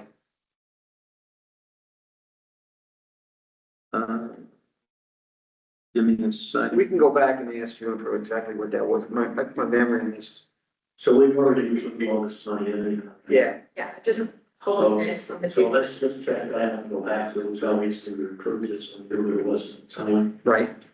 Okay, let's go on to the discussion. Is anybody need a break about that with the group or Roma study here? Is it okay to keep going? I just need a motion to ratify items 1 through 3 with sub-items included. I'll make a motion. I'll second. Second from Joe. Vote. Everybody in favor? Aye. 5-0. Perfect. Does anybody need a break or should we just go on the Roma study here? Talking to the guys. Keep going. We got that problem. Okay. Okay, let's get into the golf course on Saturday. All right. Anybody want to start that off? Sidewalks? Yeah. I only have one question. They showed a playtime plant that was previously repaired. And it needs to be done again because whatever was done affected both sides of wherever the break was between the two sidewalks. And I was just wondering, I thought where individual repair was done, when we call out like one place that's a safety issue, that we had the same people precision do what they're doing on all of our sidewalks. It sounds like We're talking about the golf course first, and we'll get to the what? the golf course. Discussion of golf. Oh, I thought you said sidewalks. Yeah, Sorry, side. golf cart sounded like sidewalks. All right. So just to let everybody know that it's already known, golf courses are not allowed the sidewalks in Heritage Island because they will not pass the state code. The sidewalks are just not wide enough. I don't know why this keeps coming up all the time. We went through it with bicycles around, bicycles on there. The sidewalks are not for golf clubs. Okay. Period. And that's controlled by the state, that's controlled by the sidewalk. One area in Heritage Island is behind condos, it's the only one running actually for golf carts. So if you're gonna see your golf cart on there, make sure nobody sees. Because our problem is enforcement. It's always been enforcement. And that's why this stuff keeps coming up. So please tell your neighbors, friends, whether they wanna listen to you or not, that you're just not allowed there. Any other comments on the board? I would like to see us identify the only sidewalk that is acceptable by all cars with a signage that's required by the county. No more signs. No, No more, we painted on the sidewalk. no more signs. Been down this road before. They had to paint it on sidewalks. Then it's a multi-use sidewalk, it's just a paint with a stencil. Just so that we can say, see, that one's allowed, you don't see that written on this one, that means you can't. Because it's a requirement that it have the signage, whether it be printed, he's got nothing to say, go ahead. Okay. No, I'm not recognizing you. It's 20 feet and it's not. It doesn't go all the way. It's ridiculous. It's acceptable to the left of the condos and it goes all the way back It behind. doesn't go all the way. It shortens as soon as you get to that, little thing on the water out there that everybody thinks out. It's a gazebo. Right. We're going left, we're going right. We're only going from the left of the condos. Right. It's acceptable and you go to the right, to the right. You know, Ron. But if you I keep know what you- going past the gazebo, that's where there's an entrance on up the Anza. Right. Well, I'm not talking about that section at all. Okay. Okay, so let I'm me, only talking golf cart, terrain. Just thank you. Just a reminder for the board, so the golf cart, discussion has been around for the last 3 years. Just to highlight the resources, the time, the financial resources that we spent on this. The one thing that we could have done, which was signage, was presented to not only the board, but the residents. The last direction and message from that board meeting was that the residents wanted the liberty to do and take on to their own responsibility, managing their conduct throughout the sidewalks. The CDD on record stated that in future events, the CDD will have no position in terms of signage or direction. We basically turned it over to the residents per residents' request. They said, hey, this wants, and you could please look back on the minutes and reflect on the conversation. But the point is, to Bob's point, there's nothing that we could do to enforce, and all we could do, to your point, is do signage. We went down that avenue, we spent at least $10,000 between district staff and signage and all that. And it was a 2-year process that unfortunately went nowhere. The only reason this is on the agenda today is so that the board could have a discussion and review if you have any additional comments. But as your district manager, I do not think that this is something that we should continue to pursue. I beg to differ that the discussion and the results were that we were going to defer to county regulations. And that's how the bicycles were allowed back on the sidewalk. And we just heard that we referred to the county regulations again. The county regulations require, if you're going to allow a golf cart on a sidewalk, it has to be 8 feet or wider. It has to be so many feet from the road. And it also states that it has to have signage. Signage could be just simply painted on that sidewalk. But like I said, it makes it clearer for those that know that that's a golf cart sidewalk, only behind the condos to the ramp. People know that is one that's authorized, but they can't tell the difference between that sidewalk and any other sidewalk. If we label it, you can now simply point out, that one has a sign, it's okay. You don't see a sign on this one, it's not okay. And again, we did say that we were not going to create our own procedures and policies and restrictions. We're going to go by the state and the county requires signage. If you allow a golf cart and we have one sidewalk, it does. So just to answer your question, you're right, as a state, we also have the ability to do our own if we want to. Yes, I think most people here do not want to sign. But you could make a motion if you want. I would like to make a motion that we paint the golf carts to allow the same words that are used on the Brevard County sidewalks, that we paint that on the one sidewalk where the golf cart is allowed. Okay, We motion. have a second. I don't personally, as a comment, I don't think it's going to be effective to paint it because that only, Well, we need second first, then we okay, can. go ahead. No I'm second. not gonna second it, but Okay, so we don't have. Okay, so, okay. Motion fails, which is completely normal. Good suggestion, thank you. Thank you, Joe. Now we have sidewalk hazard. make a comment that we talked earlier about doing bollards at the lead into the bridges. And I would say that seems to me the most efficient initial step we could take is simply to block access of carts to the bridges. And that's a good starting place to start getting control of the carts. And I We would, let's go with that. we do have structures in the back and in front, We have a few of those, they work. not to let anything in. Yes, and that seems to be the only effective way, because we have no other authority. No, that we just simply do certain things. It's the residents. Yes, and we are the residents. Yes. The bollards are gonna fix the fact that the golf carts with their weight is actually causing more damage to the bridges. That's a good start towards getting them, and it also blocks some access to the parks from those that are making a circle of the complex. So that's a good start, and I would say Okay. it's a small Go step. ahead, Anna. Can I just ask a clarifying question to circle back the bollards on the bridges?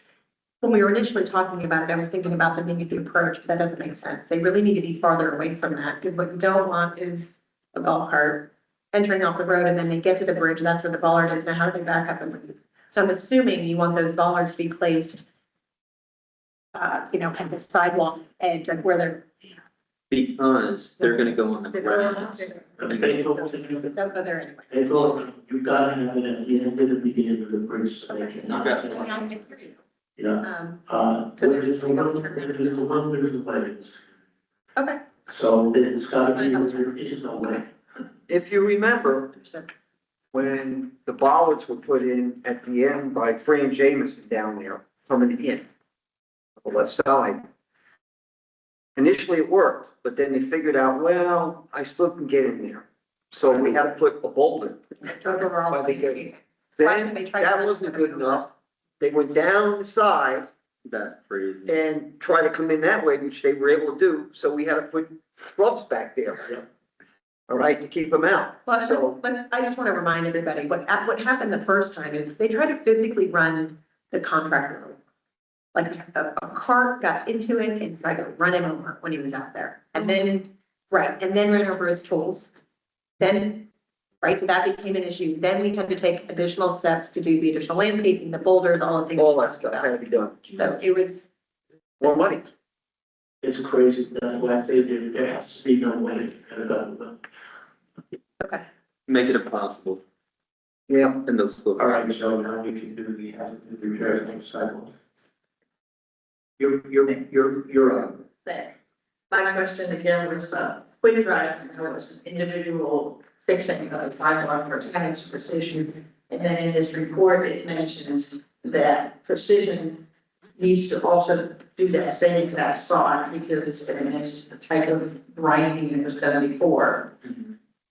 So my question is that when we have an individual safety issue, do we have Precision fix it? Or do we do an interim fix that still needs to be repaired by Precision?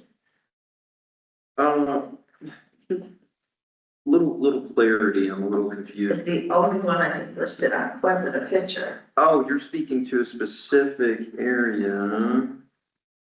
What's, does it say figure 1, figure 2? we use Hector for small repairs because Hector is much cheaper than Mercedes. And so if we can get away with Hector, we try. We learned our lesson. Oh, Quinn. When bigger ones, you cannot get away with Hectors. Example of severe hazard when previously flattened by. That probably answers the question. Yeah, since it does not result in that. Well, Hector might have not done this, but, I guess, and Anna, feel free to chime in. It's not uncommon for us to, grind a sidewalk and then a year later it lifts again because of the roots in the surrounding area. So, this is just a detailed report on the remaining phases. Which, just real quick updates for the board, what you're considering is a not to exceed amount of $46,260 if approved today. You currently budgeted $45,000 in your general fund for sidewalk repairs and an additional $30,000 in your reserve. So actually, we're probably gonna be $29,000 in the green this year for this specific project, and this satisfies the remaining phases to put us as a whole. Now, all of Heritage Island will have been completed, all phases for sidewalk repairs would have been completed as of the last 3 years. So we're in a great position. We phased this out into 3 and we executed. Right, does that include the parks? It does, it I just does. wanted to clarify, because this particular exhibit doesn't show that, so I just want to make sure that if it does or does not. No, it does. What Precision notated was that the last phases, and we talked about this, they're the newer phases, they didn't see as much issues as the front I phases. just wanted to clarify, because Yeah. everybody knew that it was included, if there weren't any issues, that's all. We grind where we Yeah. can. Looks good and it's cheap. And it works for a few years, but that's really not. But it's normally, they can only do about a quarter of the ditch or so. If They it, replace the sidewalks themselves. no, we're And everything, eventually we'll have to. eventually it'll pop up even higher than that. Correct. You'll be out of sidewalk. It's not gonna be fixable forever. Correct. Consideration of continuous annual, that's the water that's being done behind your houses, Brian has the numbers on I it. think we need a motion. I need a motion on Precision. I need a motion, okay. I make a motion that, well, do we need a number of money? No, the not to exceed of 260,000 is appropriate. Okay, motion is not to exceed $46,200. Second, Second. Okay? Everyone in favor? Aye. 5-0. Very good. This officially completes then the Precision project. that's correct. Correct. And all the sidewalks, so we've really done good due diligence We have. in Every year. taking care of our sidewalks. Yes, we have. So I think that's important. What solution are we, doing for where they said the sidewalk abutted pavers? And they said the pavers are continually going to move. And so you're gonna have this issue again. I think they had a recommendation in there. For pavers. I was surprised, I don't know where to sign the bus papers, the driveway was the boy. It's the driveways. So it's the driveways. So a lot of, there are several driveways in the community where pavers were installed, either portions of pavers, or driveways, pavers, that sort of thing. So they're right. The pavers are going to continue to sink over time if they were not put on a concrete base and then sanded in. Mhm. So And where, then the pavers are there, so they just keep sinking. so this is where somebody extended their driveway, and so that it went above the sidewalk, it went beyond the driveway threshold? Is that? It wasn't that it went beyond their threshold, and I'll go to the specific figure that they referenced, but there are segments, or there are locations, I should say, where folks wanted to enhance their driveway, they put in brick pavers, they matched the sidewalk at the time, some better than others. And as noted in the report, it will continue sinking, over time. And so eventually what will happen is we will no longer correct our sidewalk. You will fix your driveway. Well, that's what I was thinking, is this seems like it's more like a homeowner issue. Would be. And so what would happen is if we see that, I'd say, issue where there's a gap, if you will, elevation change, yes, that we would contact, HIDA because it's not our driveway, and then they can reach out to the specific homeowner and. Because let them know. so the one on Savoy, is that a homeowner property that's causing the papers when they dropped them, we have to. I haven't looked at that one, so I can't tell you specifically as we sit here today, but I can look at it and tell you. That's what they extended. I'm just wondering if that works or not. And I think it's, I could take a look at that, I could take a look at that, just make a notation on it. Joe, I have your answer. Yeah. That proposal has to do with phase 5 on that refresh we're doing on the area that was completely like a desert. That's what that For proposal, the ratification for. ratification. Phase 5. Earlier, we went over these before. Oh, You yes, when I. That's what this one has to do. Oh, that was, Right. oh, I know that one. You know that, one, okay. Yeah. Now I know the location, there is no address, I can understand why there was no. I looked at it more closely, that's what that is. The end of the. Okay, item number D, consideration of the Tigris annual.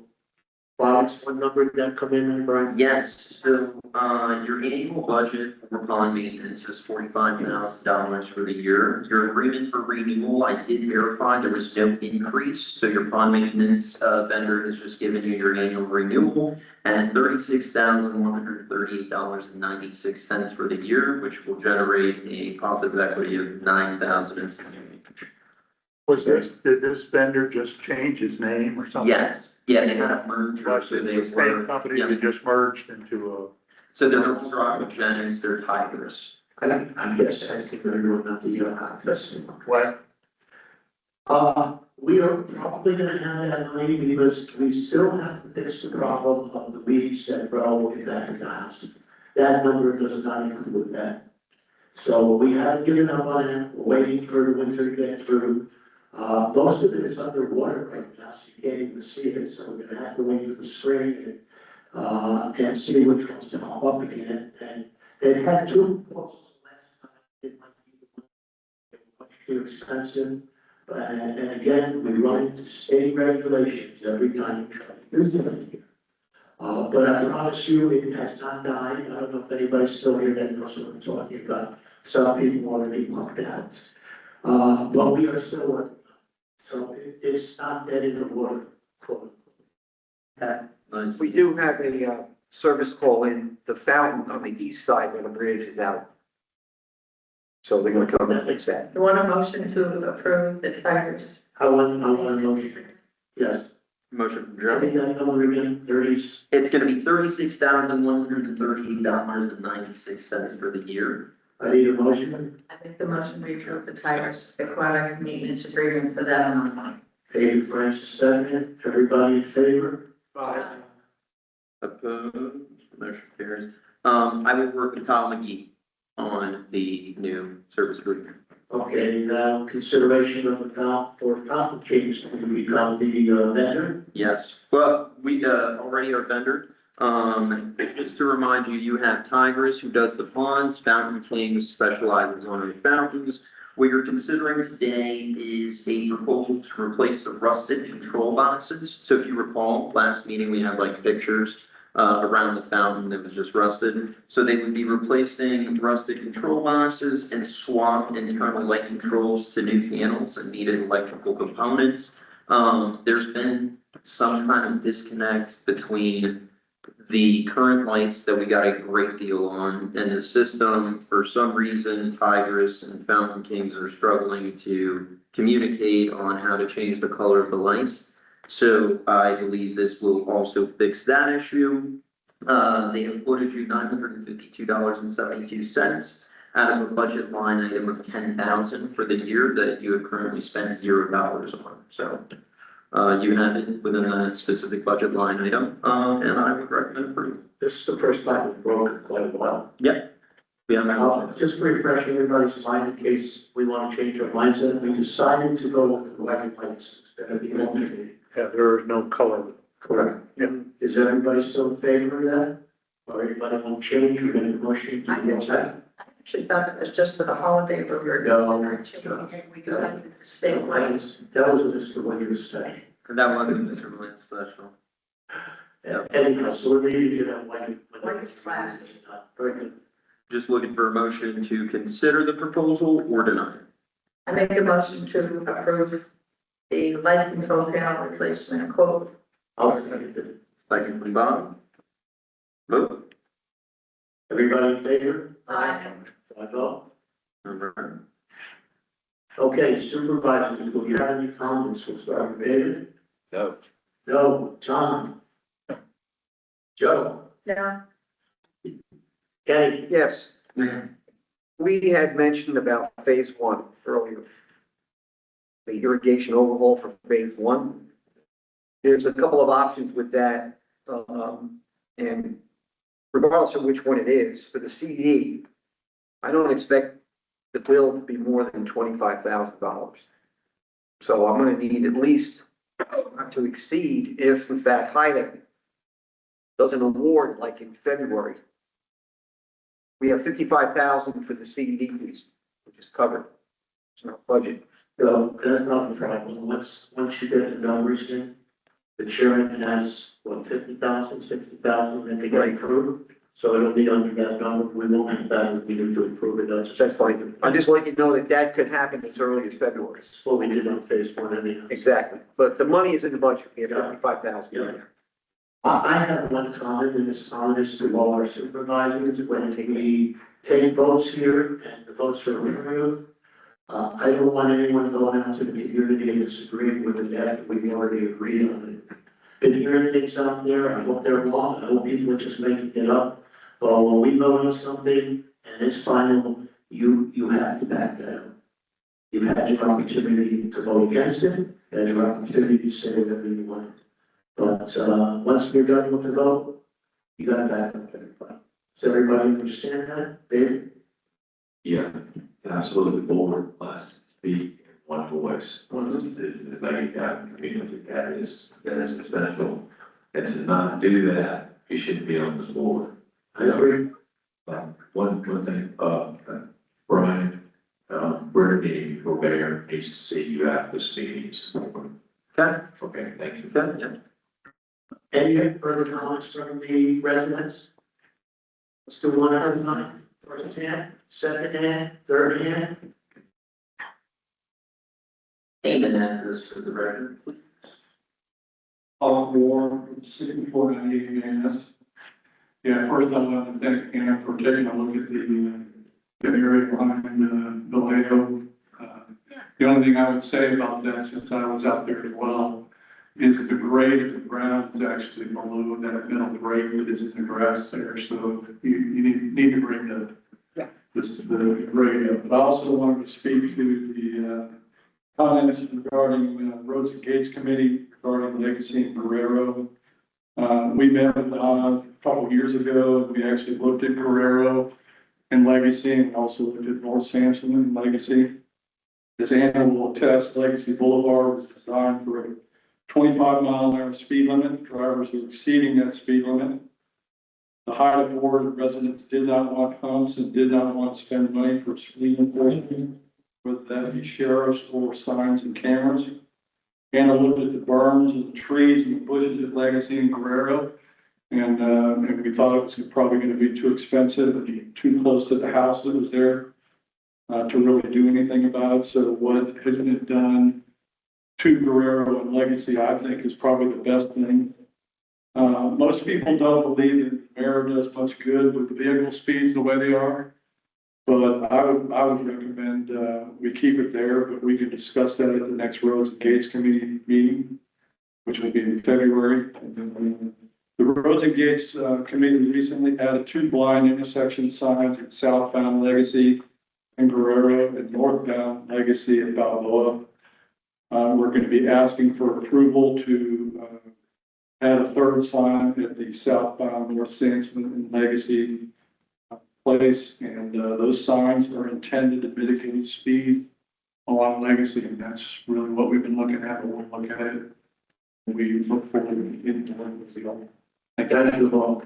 Thank you. Who second?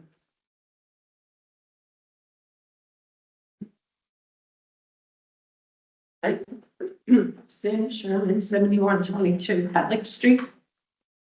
And here, Stan Sherman, 7122 Halleck Street. I just have a couple comments. Number one, there was an accident on the corner of Ferrera and Legacy, but it was my neighbor. I just wanted you to be aware. It was probably 2 years ago. Been here 12 years. It was, It must have been handled privately. no, I didn't know he had written license and he got hit. So, his name is George and I don't know his last name. Well, it's the corner with the mirror, right? Yes. Yeah. Yeah. Sorry to hear.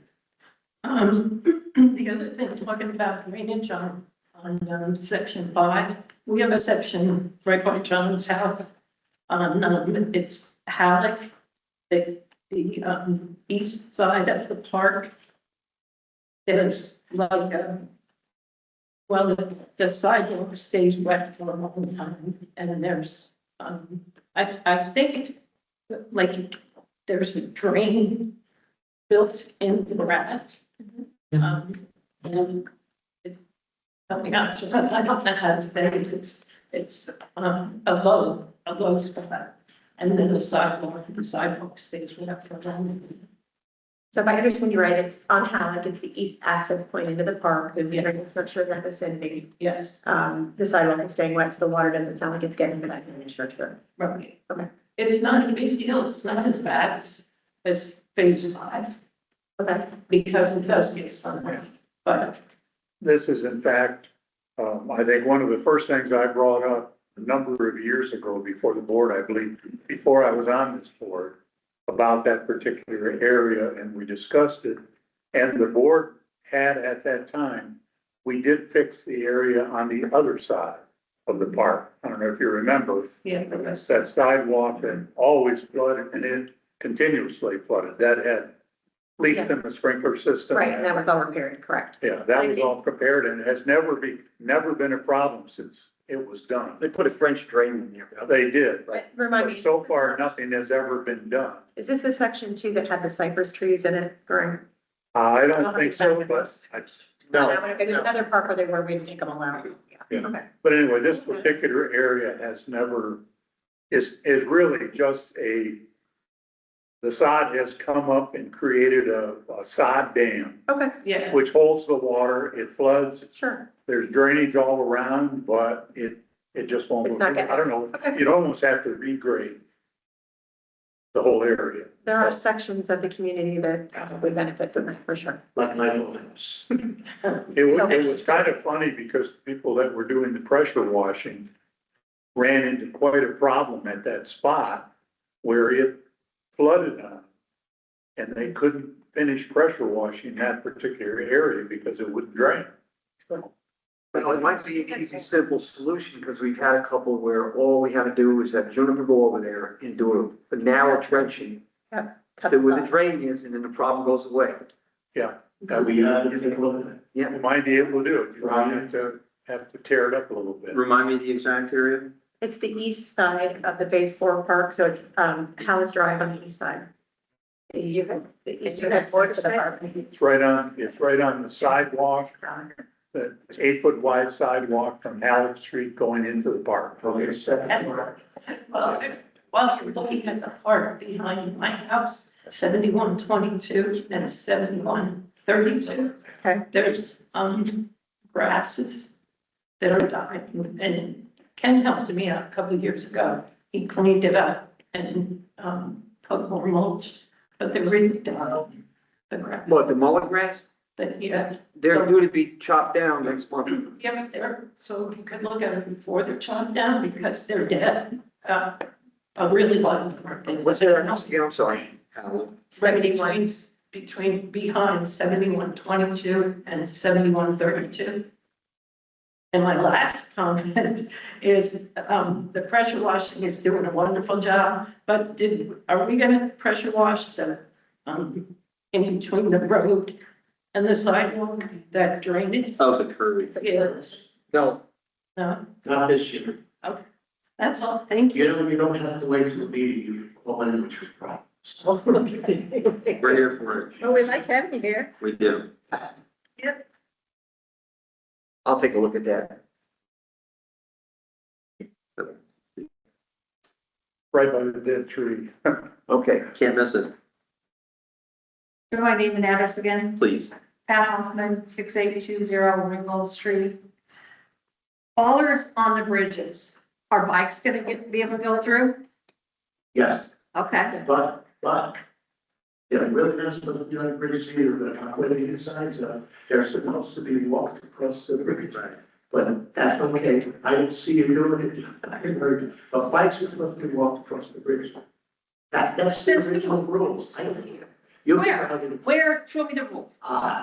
You show me the rule, I'll start running. I can only give you precedent, you go right ahead. It's You go not right a rule, it is just. You went right ahead, because I'm not gonna get anywhere with you, and get anywhere with my wife. If there, Bobby, President, But there's supposed to be. if there is a rule, I need to see it, They want the ballot, they're not instruction. then there's not a rule. Okay. Well, we actually gotta review our rules to see if there is a rule or not. If, Which I if there's a rule, I would like to see it, and I would then get off my bike and walk it Sure. across. I'm a rule follower, We're just trying to be close, that's. understood. The bridge, the precision thing, is that a work in progress? Because some of those bridges are still really, really rough. and- Yes, yeah. Okay.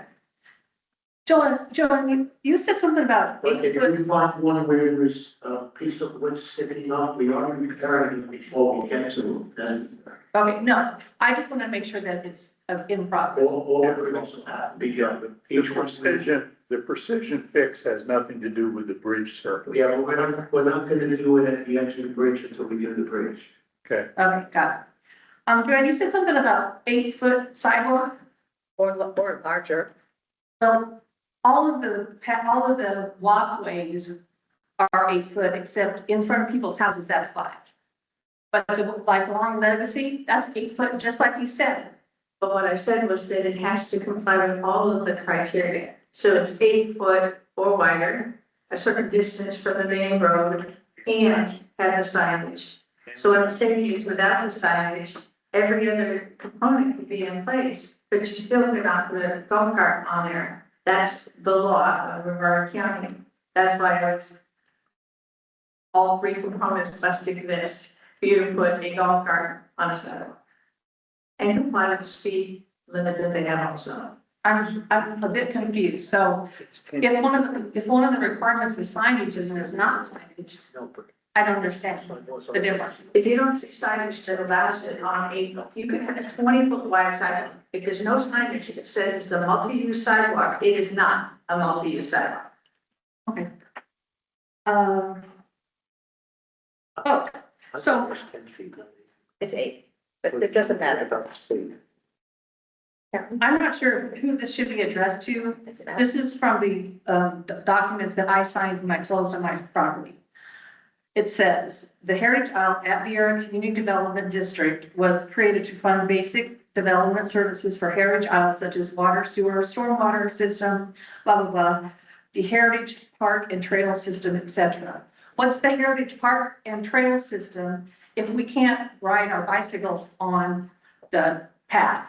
Because you're talking about not even on the path, like on Legacy. You can ride your bus for wherever you want. That's what we decided when we took the signs down. The only question we have now is actually riding it over the bridge because of the bridge.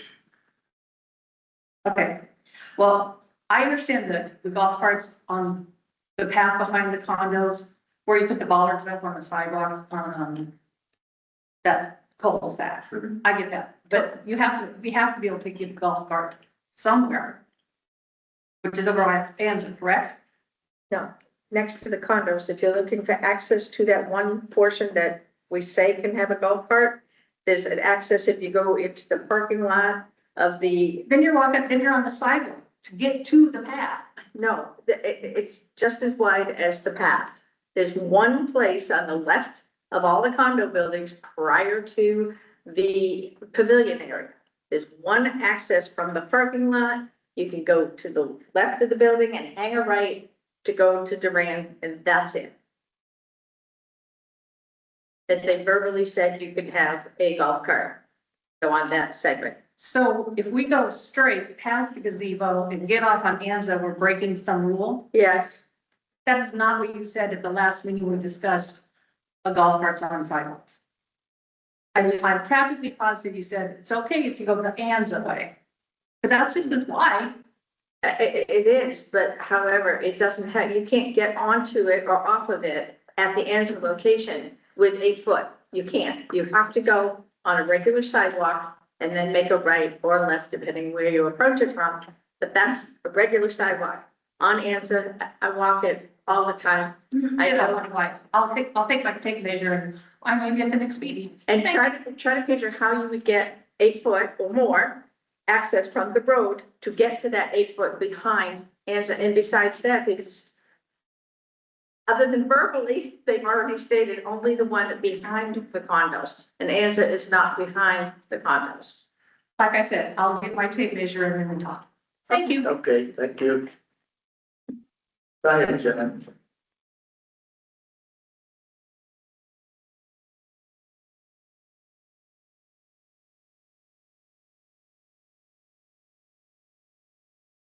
Plans to 5 more Pico Street. First, I want to thank you all.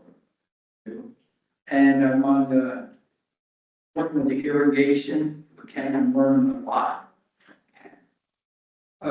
With the isolation valves that you guys were talking about.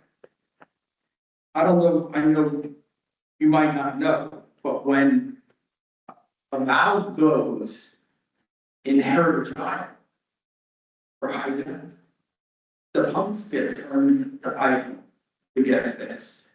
So for being to shut down a lot when valves are being replaced. So the thing about shutting off things down is the normal practice, just to change the valves for hydrant. And it's what, like in phase 3, we just had 12 redone. Half the community had no irrigation. Until valves up, it's a couple days. But with isolation valves, we hopefully will get working. We can shut down just a phase where these valves are to make it easier. Okay, that's one. Plus, I don't know, this Funston, the flooding of Funston. I went out to see that and saw pictures. And right where that flooding is, when you vacuum it out, maybe you could scope it also with the camera. Because right there, it's the road's disintegrating. That's where it's cracked, where we had a lawsuit. So right there is where the road's breaking down. So it might be something to do with drainage, right, at that area. That's all I think. Thank you. Thank you, Judge. Last appeal, anybody else want to talk? Thank you all for coming. Thank you supervisors for being here. Thank you veterans for being here. And I'd be remiss if I didn't have Giovanni, who is helping us out now with everything we need. So if the supervisors need something, Don't do it, Brian. Where's your money? Please, free up my space. Thank you. Motion to adjourn? To adjourn. Ken, second. Motion from Joe, second from Ken. Everybody in favor? Aye.